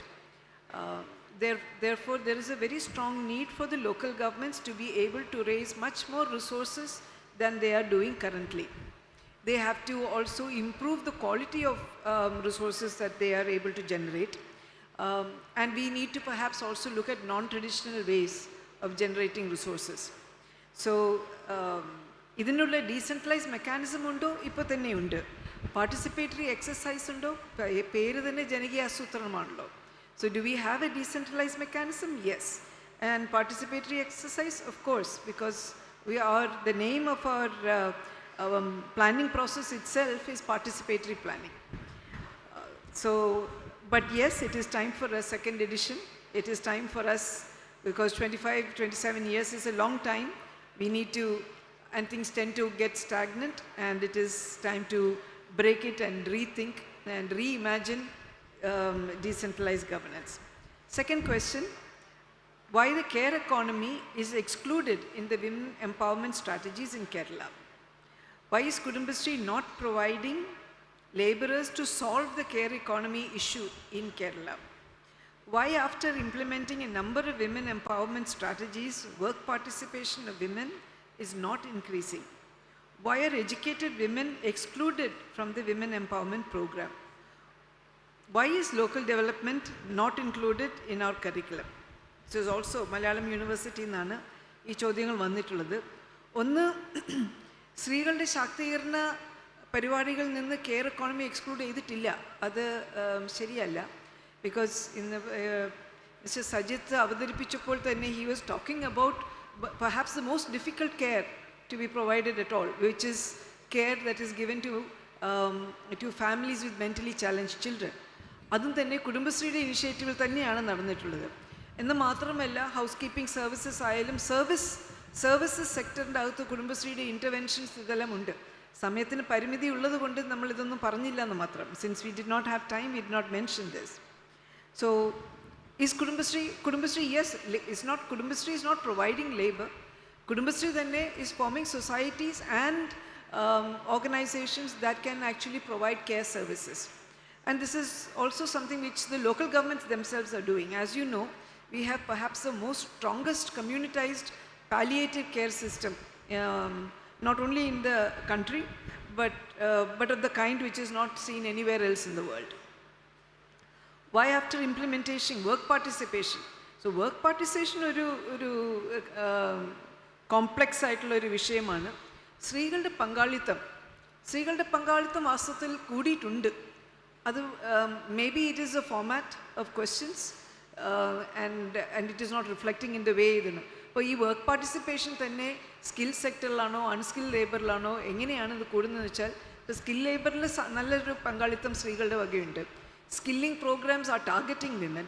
നമ്മുടെ MGNREGSൻ്റെ ഏറ്റവും കൂടുതൽ പങ്കാളിത്തം വരുന്നത് സ്ത്രീകളുടെയാണ്. So it is not as a women participation rate, it is actually improving. Why the figures are not improving the way we see it on the ground is something for the economists to figure out. And I'm sorry, I would not be able to throw more light on that. And why are educated women excluded from the women's empowerment program?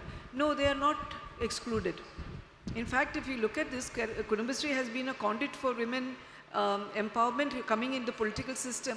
And if you look at the women elected members in the state, local bodies, local governments, you will find that the level of education is actually higher than their male counterparts. So it is not as if empowered women or educated women are outside the system, they are. കുടുംബശ്രീക്ക് അകത്താണെങ്കിലും ഇപ്പോൾ കുടുംബശ്രീ എടുത്തിരുന്ന ഒരു തീരുമാനം is that നമ്മൾ ജാതി ചോദിക്കുന്നില്ല സോദരി എന്ന് പറയുന്നത് പോലെ തന്നെ ദാരിദ്ര്യം ചോദിക്കുന്നില്ല, ദാരിദ്ര്യം അനുഭവിച്ചറിയേണ്ടതാണ്. അനുഭവിച്ചറിഞ്ഞ് ബോധ്യപ്പെട്ടവർക്ക് കുടുംബശ്രീക്കകത്ത് പങ്കാളിത്തം, അവർക്ക് അംഗത്വം എടുക്കാം, അതൊരു അവകാശമായിട്ടാണ് കുടുംബശ്രീ കാണുന്നത്. ഈ Kudumbashree does not ask people as to what is your poverty, show us the evidence of your poverty. Whoever feels that they are experiencing poverty, it is a right for them, and that is enshrined in the Kudumbashree bylaw itself, that they can be participant in the Kudumbashree program. Local development, നമ്മുടെ curriculum, as far as I understand, it is part of the curriculum, but in case it is missing anywhere, we will take it up with the education department. Thank you. Thank you, madam. Next, I would like to invite Dr. Mahi Pal, Indian Economic Service, onto the stage, please.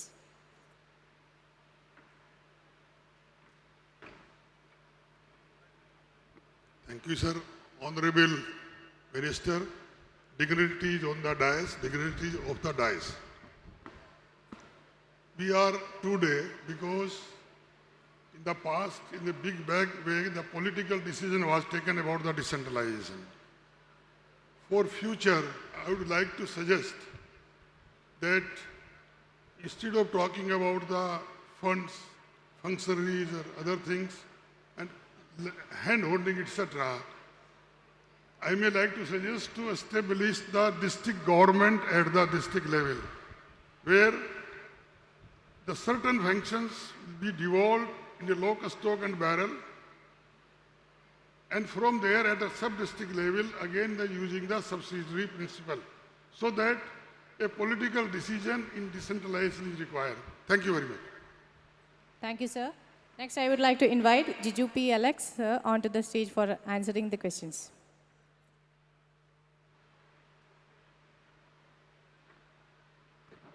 ഇവിടെ വന്നിരിക്കുന്ന ഒരു ചോദ്യം, തനത് വികസന രീതി ആവിഷ്കരിച്ച് മുന്നേറുന്ന കേരളത്തിന് GPDP രൂപീകരണവുമായി ബന്ധപ്പെട്ട് കേന്ദ്ര സർക്കാർ മുന്നോട്ട് വയ്ക്കുന്ന നിബന്ധനകൾ ജനകീയാസൂത്രണത്തിലെ സ്വതന്ത്ര പദ്ധതി രൂപീകരണത്തിലൊരു തടസ്സമാകുന്നില്ലേ എന്നുള്ള ചോദ്യമാണ്. I think I would partially respond to that in English also.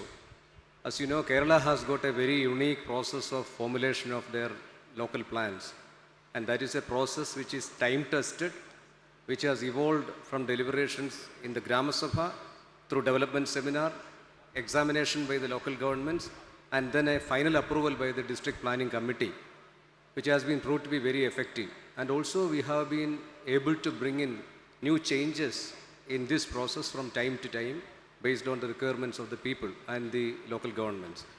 Now, GPDP, which has been introduced by the central government, I would say is a minimal version of what Kerala has actually tested and verified. I would say it's a very lesser, and to a step forward, I would even say it is some kind of a distorted version of the decentralized planning process Kerala has standardized over a period of time, which is basically creating constraints to the planning process in Kerala. On the one side, the central government asks us to schedule all our programs in accordance with the GPDP, and GPDP has to be a part of the local plan. The timing we may not be able to adjust because of various reasons, particularly because in Kerala we have got a system which starts maybe by November or December and which goes up to February, which takes more time than mere entry of projects in the GPDP portal. This is something beyond that. This is something wherein people come and talk and sit together and deliberate to formulate plans. So I think this kind of minimal versions or minimal emulation of the model of Kerala is basically something which has to be looked into. I again repeat what I had mentioned in my small brief presentation on the devolution of powers in Kerala. States should be given more freedom to improvise and to liberally think about their concerns instead of imposing so many restrictions from the central government. This is something which we want to underline as part of this seminar. Thank you. Thank you, sir. Next, I would like to invite Honorable Minister for LSGD for answering the question. Concluding remarks.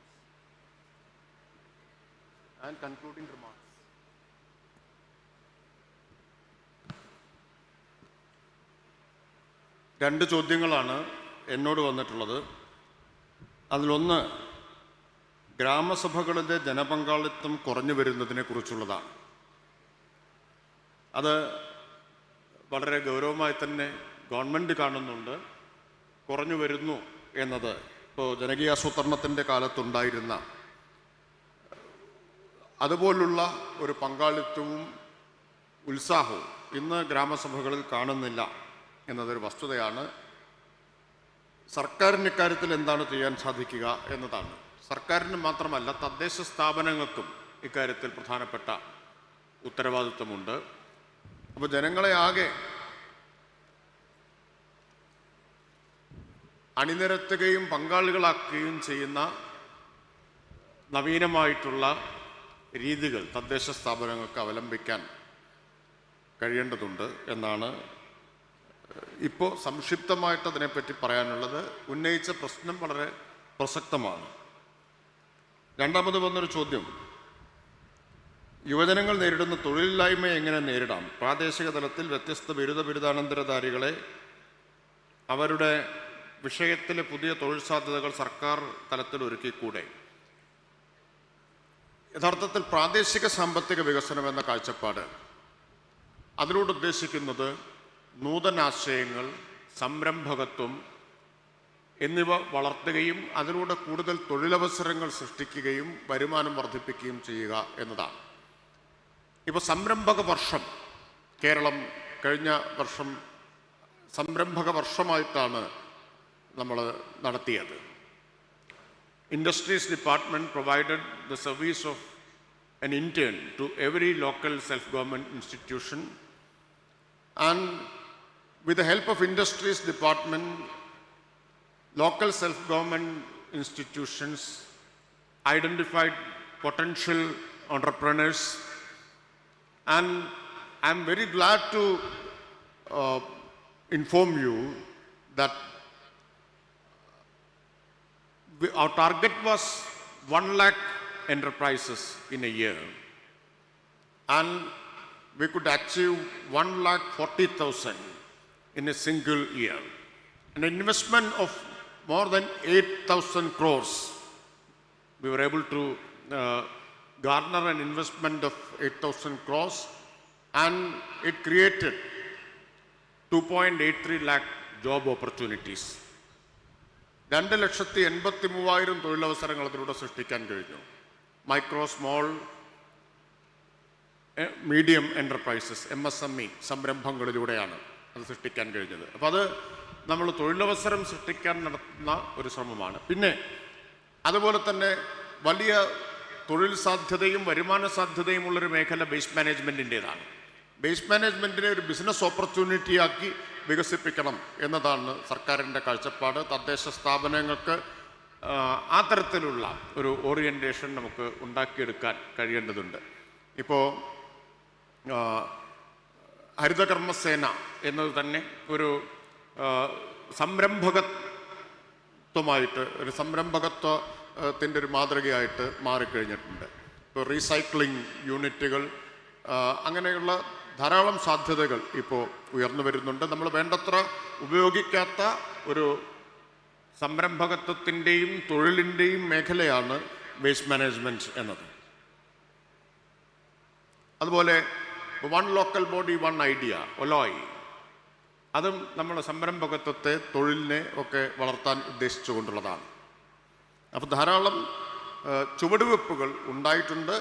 അതിന് കൂടുതൽ നമുക്ക് ശക്തിപ്പെടുത്തി മുന്നോട്ട് പോകാൻ കഴിയണം. പിന്നെ വന്നൊരു ചോദ്യം, ശേഖരിക്കപ്പെടുന്ന മാലിന്യം ശാസ്ത്രീയമായ രീതിയിൽ സംസ്കരിക്കുന്നുണ്ടെങ്കിൽ ബ്രഹ്മപുരം പോലുള്ള സംഭവങ്ങൾ ഉണ്ടാകുമായിരുന്നോ? പ്രതിജ്ഞയ്ക്കതീതമായി ഗവൺമെൻറ് കൂടി ഈ കാര്യത്തിൽ കൂടുതൽ ജാഗ്രത പുലർത്തേണ്ട ആവശ്യം നിലനിൽക്കുന്നില്ലേ? മലയാളം സർവകലാശാലയിലെ വിദ്യാർത്ഥികളുടെ ചോദ്യമാണ്. പക്ഷേ ഈ ചോദ്യത്തിൻ്റെ ഒരു പരിമിതി എന്താണെന്ന് വെച്ചാൽ, ഗവൺമെൻറ്റിൻ്റെ ഉത്തരവാദിത്വത്തെക്കുറിച്ച് മാത്രമേ ഇപ്പോഴും ഇത്രയൊക്കെ ക്യാമ്പയിൻ നമ്മൾ നടത്തിയിട്ടും രാവിലത്തെ തീം സോങ് കണ്ട ശേഷവും ചോദ്യം വരുന്നുള്ളൂ എന്നതാണ്. ഗവൺമെൻറ്റിൻ്റെ ഉത്തരവാദിത്തമുണ്ട്. ഞങ്ങൾ ആവർത്തിച്ച് വ്യക്തമാക്കിയിട്ടുള്ള കാര്യം, ഇക്കാര്യത്തിൽ ഗവൺമെൻറ്റിന് ഉത്തരവാദിത്വമുണ്ട്, തദ്ദേശ സ്ഥാപനങ്ങൾക്ക് ഉത്തരവാദിത്വമുണ്ട്. അതോടൊപ്പം ഓരോ വ്യക്തിക്കും, പൗരന് മാത്രമല്ല ഓരോ വ്യക്തിക്കും ഉത്തരവാദിത്വമുണ്ട്. അത് 18 വയസ്സായ ആളാകുമ്പോൾ മാത്രം ഉണ്ടാകുന്ന ഉത്തരവാദിത്തമല്ല, കൊച്ചുകുട്ടികൾ മുതൽ എല്ലാവർക്കും ഉത്തരവാദിത്വമുണ്ട്. എനിക്ക് തോന്നുന്നു അത് ഭംഗിയായി ആവിഷ്കരിച്ചൊരു തീം സോങ് ആണ് രാവിലെ കാണിച്ചത്. ഓരോ വ്യക്തിയുടെയും ഉത്തരവാദിത്വം നിശ്ചയിക്കുന്ന തരത്തിലുള്ളതായിരുന്നു. ഇതിലെ പ്രശ്നം എന്താണ്? 2 കാര്യങ്ങളുണ്ട്. ഒന്ന്, ശാസ്ത്രീയമായ രീതിയിൽ സംസ്കരിക്കാനുള്ള സംവിധാനം വേണം. അത് മാത്രം പോരാ, ബിഹേവിയറൽ ചേഞ്ച് വേണം. അത് പ്രധാനമാണ്. ഞാൻ നേരത്തെ ആമുഖപ്രസംഗത്തിൽ പറഞ്ഞു, കേരളം മറ്റ് സാമൂഹിക സൂചകങ്ങളിലെല്ലാം കൈവരിച്ച നേട്ടങ്ങൾക്ക് അനുസരിച്ച മാറ്റം, കേരളത്തിൻ്റെ പൊതുവായ പ്രബുദ്ധതയ്ക്കനുസരിച്ച ഒരു പ്രബുദ്ധത പ്രകടമാകാത്ത മേഖലയാണ് ഈ മാലിന്യ സംസ്കരണം എന്നത്. അപ്പോൾ ബിഹേവിയറൽ ചേഞ്ച് പ്രധാനമാണ്. അപ്പോഴാണ് വ്യക്തി അവരുടെ ഉത്തരവാദിത്വം തിരിച്ചറിയുകയും നിറവേറ്റുകയും ചെയ്യുന്നത്. ഇപ്പോൾ എന്തുകൊണ്ട് ബ്രഹ്മപുരം ഉണ്ടായേ? പലരും തെറ്റിദ്ധരിക്കുന്നത് പോലെ ബ്രഹ്മപുരം ഒരു മാലിന്യ സംസ്കരണ പ്ലാന്റ് ആയിരുന്നില്ല കേട്ടോ. ഒരു സംസ്കരണം ഉണ്ടായിരുന്നില്ല, ഉണ്ടായിരുന്ന ഡംപിങ് മാത്രമാണ്. ഡംപിങ് മാത്രമാണ് ബ്രഹ്മപുരത്ത് ഉണ്ടായിരുന്നത്. സെഗ്രിഗേഷൻ ഇല്ല, എല്ലാ വേസ്റ്റും കൂടി ഒരുമിച്ച് ബയോ, നോൺ ബയോ, ഭക്ഷ്യാവശിഷ്ടങ്ങൾ, പിന്നെ സാനിറ്ററി നാപ്കിൻസ്, അതുപോലെ ഈ വേസ്റ്റ് എല്ലാം കൂടി ഒരു കവറിൽ കെട്ടി ലോറിയിൽ കൊണ്ടുപോയി ബ്രഹ്മപുരത്ത് തള്ളുന്ന അപരിഷ്കൃതവും അശാസ്ത്രീയവുമായ ഒരു ഏർപ്പാടാണ് ഉണ്ടായിരുന്നത്. അതിനിപ്പോൾ നമ്മൾ വലിയൊരളവിൽ മാറ്റം വരുത്തി കഴിഞ്ഞു. ബ്രഹ്മപുരത്ത് ഇപ്പോൾ ബയോ വേസ്റ്റ് മാത്രമേ ഇപ്പോൾ കൊണ്ടുപോകാൻ അനുവാദമുള്ളൂ. മാത്രമല്ല 2024 ഡിസംബർ ആകുമ്പോഴേക്കും ശാസ്ത്രീയമായ CBG plant, compress biogas plant ബ്രഹ്മപുരത്ത് പ്രവർത്തനം ആരംഭിക്കും. അതിന് അനുമതി കൊടുത്തു കഴിഞ്ഞു, ഗവൺമെൻറ് അനുമതി കൊടുത്തു കഴിഞ്ഞു. CBG പ്ലാന്റ് 150 ടൺ കപ്പാസിറ്റിയുള്ള ഒരു പ്ലാന്റ് BPCL അവിടെ സ്ഥാപിക്കാൻ തീരുമാനമായി കഴിഞ്ഞു. 2024 ഡിസംബർ. ഞാൻ സമയം വളരെ ഉത്തരവാദിത്വത്തോടു കൂടി തന്നെ പറയാം. പക്ഷെ നമുക്ക് പ്ലാന്റ് മാത്രം മതിയോ? ഇനി പ്ലാന്റിനോട് തന്നെയുള്ള സമീപനം എന്താണ്? എന്തുകൊണ്ടാണ് ശാസ്ത്രീയ പ്ലാന്റുകൾ ഉണ്ടാക്കാൻ തടസ്സം?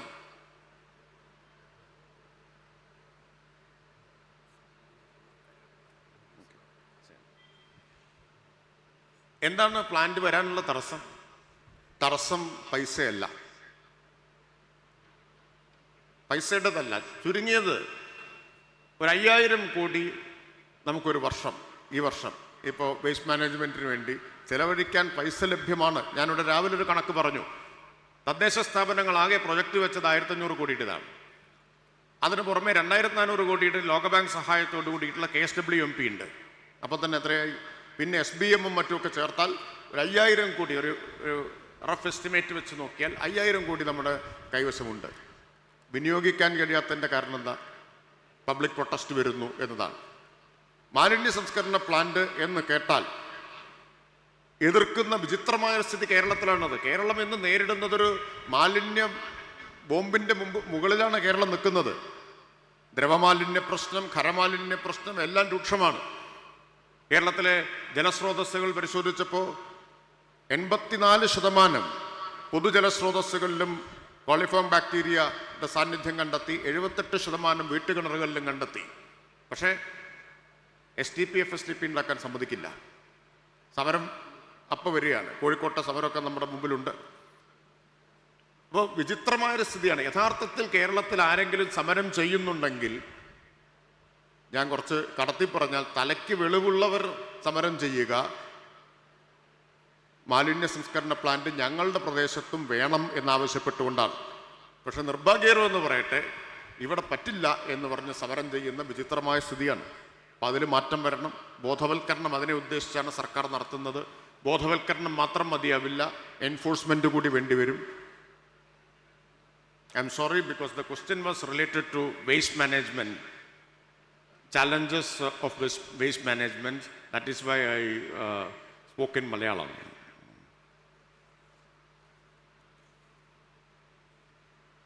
പിന്നെ അർബൻ റൂറൽ മേഖലയിൽ തനത് വരുമാനം നേടുന്നതിനായിട്ടുള്ള പ്രവർത്തനങ്ങൾ മേഖല അടിസ്ഥാനപ്പെടുത്തിയിട്ടുള്ള പഠനങ്ങളിലൂടെ നിലവിൽ എത്രത്തോളം? നല്ല ചോദ്യമാണ്. തനത് വരുമാനം പ്രധാനമാണ് കേരളത്തിലെ തദ്ദേശ സ്ഥാപനങ്ങൾക്ക്. ഇപ്പോൾ കൊച്ചിയിൽ ഒരു നഗരവികസന കോൺക്ലേവ് നടന്ന സമയത്ത് ഞങ്ങളെല്ലാവരും ഉണ്ടായിരുന്നു. അവിടെ എനിക്ക് തോന്നുന്നു അഹമ്മദാബാദ് മുനിസിപ്പൽ കോർപ്പറേഷൻ്റെ കമ്മീഷണറായിരുന്ന ആളാണ് പറഞ്ഞതെന്ന് തോന്നുന്നു. കൊച്ചി ഒരു ഉദാഹരണമായിട്ട് അദ്ദേഹം പറഞ്ഞു, കൊച്ചി നഗരം വളരെ റിച്ചാണ്, പക്ഷെ നഗരസഭ വളരെ ദരിദ്രമാണ് എന്ന്. സമ്പന്നമായ നഗരവും ദരിദ്രമായ നഗരസഭയും എന്ന് അദ്ദേഹം ചൂണ്ടിക്കാണിച്ചു. അതിനർത്ഥം എന്താ? നമുക്ക് റവന്യൂ ജനറേഷൻ്റെ പൊട്ടൻഷ്യൽ വേണ്ടത്ര ഉപയോഗിക്കാൻ പറ്റുന്നില്ല എന്നുള്ളതാണ്. ആ ദിശയിൽ ചില നീക്കങ്ങൾ സർക്കാർ ഇപ്പം നടത്തിയിട്ടുണ്ട്. ചില നികുതികളൊക്കെ പരിഷ്കരിക്കാൻ ഉള്ള ശ്രമം നടത്തി. അപ്പോൾ തന്നെ വലിയ എതിർപ്പെല്ലാം ഉയർന്നു വരികയുണ്ടായി. ഇപ്പോൾ പെർമിറ്റ് ഫീസ് നമ്മൾ കാലാനുസൃതമായിട്ട് പരിഷ്കരിക്കുകയുണ്ടായി. ഞങ്ങൾ ഒരു പഠനത്തിൻ്റെ അടിസ്ഥാനത്തിലാണ് ചെയ്തത്. നോക്കുമ്പോൾ ഇന്ത്യയിൽ ഏറ്റവും കുറഞ്ഞ പെർമിറ്റ് ഫീസ് നേരത്തെ നിലനിന്നിരുന്ന സംസ്ഥാനമാണ് കേരളം. വർദ്ധിപ്പിച്ചതിന് ശേഷവും ഇന്ത്യയിൽ ഏറ്റവും കുറഞ്ഞ പെർമിറ്റ് ഫീസ് കേരളത്തിലാണുള്ളത്. പക്ഷെ വലിയ റെസിസ്റ്റൻസ് ആണ് വന്നത്. വലിയ റെസിസ്റ്റൻസ് ആണ്. Our friends from Karnataka is here. In Bangalore city, plan approval fees is 0.5% of the guidance value of the lands. Right? Am I right? And even after we enhancing permit fees in Kerala, still it is far less than what it is in Karnataka, Tamil Nadu and various other parts of the country. അപ്പോൾ നമ്മുടെ നാട്ടിലൊരു പ്രശ്നം എന്താണെന്ന് വെച്ചാൽ ഈ നികുതി പരിഷ്കരിക്കുക എന്നത് ഭയങ്കരമായിട്ടുള്ള ചെറുത്തുനിൽപ്പാണ് അതിനെതിരായിട്ട് ഉയർന്നു വരുന്നത്. ഞാൻ അടുത്ത കാലത്ത് ഗിഫ്റ്റിൻ്റെ ഒരു പഠനം കൂടി ശ്രദ്ധയിൽപ്പെടുത്താൻ ആഗ്രഹിക്കുകയാണ്. ഗിഫ്റ്റിൻ്റെ ഒരു പഠനത്തിൽ പറഞ്ഞു, social security schemes of Kerala are comparable to Scandinavian countries, and our tax rates are comparable to African countries. So these social security schemes cannot be sustained with this low rate of tax. Recently, an analysis by GIFT, Gulati Institute of Finance and Taxation, a paper released by them, stated this. അപ്പോൾ നമുക്ക് തനത് വരുമാനം ഉണ്ടാക്കണം, resources ഉണ്ടാക്കണം. ഇന്നത്തെ GST റെജീമിൻ്റെ കീഴിലാണെങ്കിൽ സംസ്ഥാന സർക്കാരിനേക്കാൾ കൂടുതൽ തനത് നികുതി പിരിക്കാനുള്ള സ്രോതസ്സുകൾ ഇപ്പോൾ ലോക്കൽ സെൽഫ് ഗവൺമെൻറ് ഇൻസ്റ്റിറ്റ്യൂഷൻസിനാണുള്ളത്. I hope our friends from other states got the point. What I'm saying is that under the current GST regime, state governments are deprived of revenue sources. But local self-government institutions have much more revenue sources and options to generate revenue through taxes, through imposing taxes than state governments. അപ്പോൾ നമുക്ക് വരുമാനം തീർച്ചയായിട്ടും കണ്ടെത്തേണ്ടതുണ്ട്. ഞാൻ അവസാനിപ്പിക്കുന്നതിന് മുമ്പ് മണിശങ്കർ അയ്യർ, അദ്ദേഹം വേദിയിൽ നിന്ന് പോയെങ്കിലും അദ്ദേഹം പറഞ്ഞ ഒരു കാര്യം ഒന്ന് ക്ലാരിഫൈ ചെയ്യാൻ ആഗ്രഹിക്കുന്നു. Mr. Manishankar Iyer said that Kerala is facing a stagnation in fiscal decentralization. Stagnation in fiscal decentralization. But let me put the facts before you. Our devolutions to local self-government institutions, combining both state plan and state share of centrally sponsored scheme, amounts to 49.2%. From state plan alone, the devolution is 27.19%. The State Finance Commission, 6th State Finance Commission has recommended increasing allocation by 0.5% every year. So we have accepted that recommendation and we have been implementing their recommendation. So now it has reached 27.19% and we are committed to take it to 30% as recommended by the State Finance Commission. So when we take into account CSS also, it amounts to 49.2%. So I just want to clarify that there is no stagnation as critically observed by Mr. Manishankar Iyer. Now I'm concluding this session. This seminar was very fruitful and meaningful. We have received a lot of suggestions, valuable ideas from this seminar. I am extremely thankful on behalf of the government of Kerala. I am extremely thankful to all dignitaries on and off the dais who travel all the way from various parts of our country to Trivandrum to participate in this seminar and who have enlightened us with brilliant ideas and who have shared their experiences. Of course, we will take forward this process of dialogue and these suggestions and ideas will be looked into with all seriousness, and I'm sure that the deliberations we had today will enrich the process of democratic decentralization in our state. Before concluding this session, I would like to appreciate the service of sign language translators. So they have translated the deliberations into sign language. So this also shows the inclusive manner we are approaching everything. So this is an example of the inclusive way we are adopting in governance. So now I think it's already too late. It's time to conclude. It's 2 o'clock. So before concluding the session, there will be 2 small releases. One book and one video will be released by Kerala Institute of Local Administration. So I request you to stay back till these 2 releases take place. With these words, I conclude, and once again, I thank you all for participating in this seminar. Ellavarkum nanni.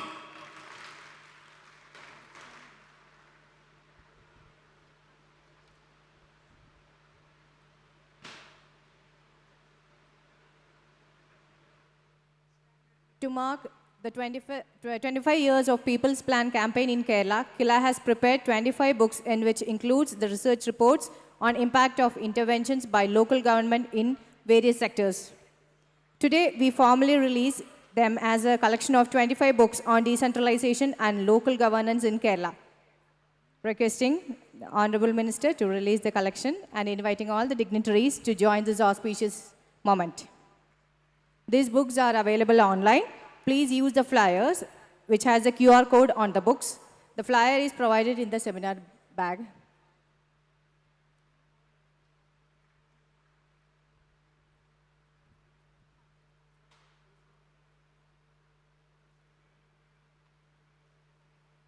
Our local government have their interventions in various development areas. Here, KILA presents a collection of more than 1,000 videos on these interventions spanning 9 SDG thematic areas prepared by the local government, requesting Honorable Minister to release the compendium of videos and inviting all the dignitaries to join this auspicious moment. You are invited to watch the videos online. Please use the books which have the QR code of each video and they are managed thematically. The book is provided in the seminar bag.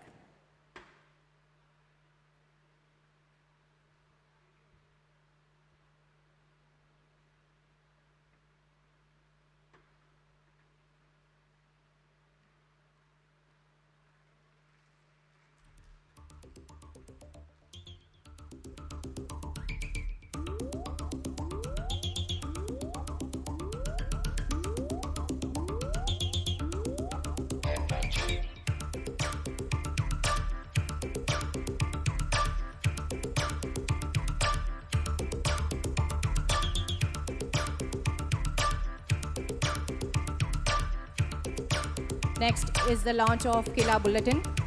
So I request Honorable Minister to please launch the KILA Bulletin.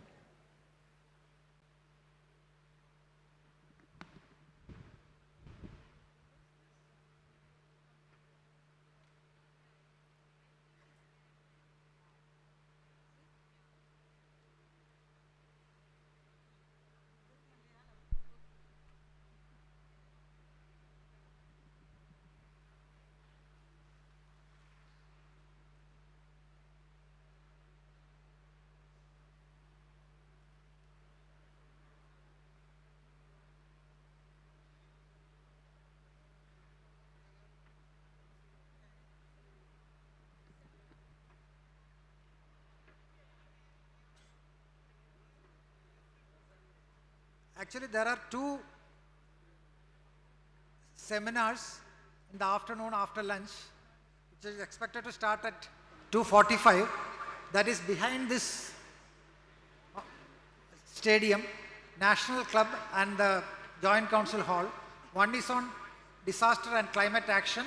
Another is on research needs and potentials in local governance in India. All are invited. It will start at 2:45 p.m.